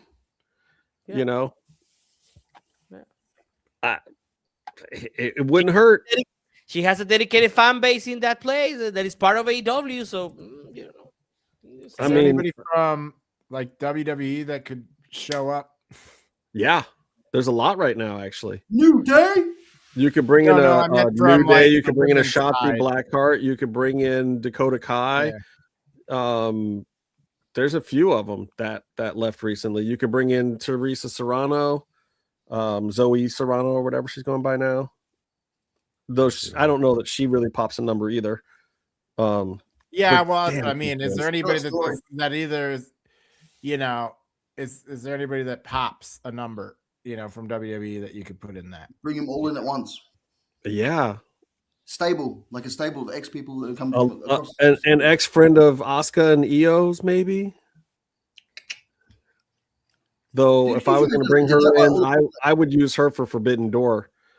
If I could. Well, maybe you do, and that's maybe how you set up the All In. I mean, who knows what's happening with Forbidden Door? I mean, that's the thing with All In. It's still a long way away. They can tell a good story. There could be somebody that comes in. I mean, there is a way to, like right now, Stat doesn't sell seats, but if you tell a story about a good enough match, the match sells the seats regardless of who's in the match itself. If you do a good job. Well, and the way I'm looking at it, I think Tony's right. Like with Grand Slam being the week before, with the fact that you're most likely going to put it on Mercedes anyway, so it doesn't really matter all that much greater storyline wise who drops it to her. I think Thunder gives you probably the best momentum for what we currently see that's in play. And if that's not the case, then he's got to put something else in play hella fast. He's either got to finish building up this Mina story. He's got to break up the birds enough to make, Jamie's got to come back pissed that Alex got to do the tag thing at I think so too. I don't know why Thunder, you wouldn't do that. And Thunder will be like in Sports Illustrated and in Mexico, and she will be in Fox, and she'll be in Televisa, and she will be on, And then hanging out with the ambassador in England, they will get a reception in the that'll happen. Yeah, and I mean, she can do the media. I think Willow could potentially do the media too. But we've seen Willow and Mercedes? Like, does anybody care about that? Like, I think Willow is getting to the point where she could be a big enough star to do it. I just don't know that we want to see that story again right now. Well, we don't even know if she's not going to be hurt by then. Like, she could. Well, the shoulder it could be like 4 or 6 months. We don't know what it is. Yeah. Right. I mean, that's assuming she's going to be healthy. 2.5 months, as far as I know. 2.5. So it'll be right around there, or is that still too long? No, it's past a little past. It's just a little past. Yeah. Well, we'll see. I don't know. It's interesting. Anybody else got a drop or a pop? To hold on to like try to round up the whole thing. We don't know who's going to be TBS champion because they haven't even spoken about. Like Tekla did mention something, but they're doing a thing. Yeah. They're doing a survival of the fittest match. Yeah. Okay. I think they're trying to downplay it so it doesn't step on the tournament too much right now. Give it to Sky Blue.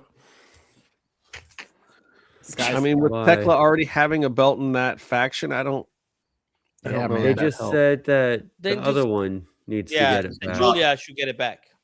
Oh, okay. Well, then all right. Follow the storylines. AEW tells stories. Julia is my favorite champ with that belt of all time anyway. Yeah, her run with that belt was phenomenal. But all right, anybody else got a pop or a drop or anything else to say before I turn this thing off? Go home. Everybody, I'm make sure you tune in tomorrow for Quiero Lucha here on the Mass Mats and Mayhem Network. Get your I think it's officially a network if there's a show in Spanish, right? Yeah. Multilingual, and my friend that works at Odyssey wants to seriously talk about bringing the show over there. So we're gonna have some conversations, guys. We'll see. Maybe somebody's gonna throw some money at this thing one of these days. Besides us. Besides us. Night bags. Sleep tight. All right. Rebecca, by go to buy real ones. Do the by thing. Justin, do the thing. Say the word. I'm just reading all the people. What are the words? Hold on, I got it written down somewhere. See you, Daniel. We'll see you in the chat. This end of the show is brought to you by Mercedes already left. We lost already all the people. That's a home face thing. I can't find the ending of the show, so until next time, stay calm and stay in the mix.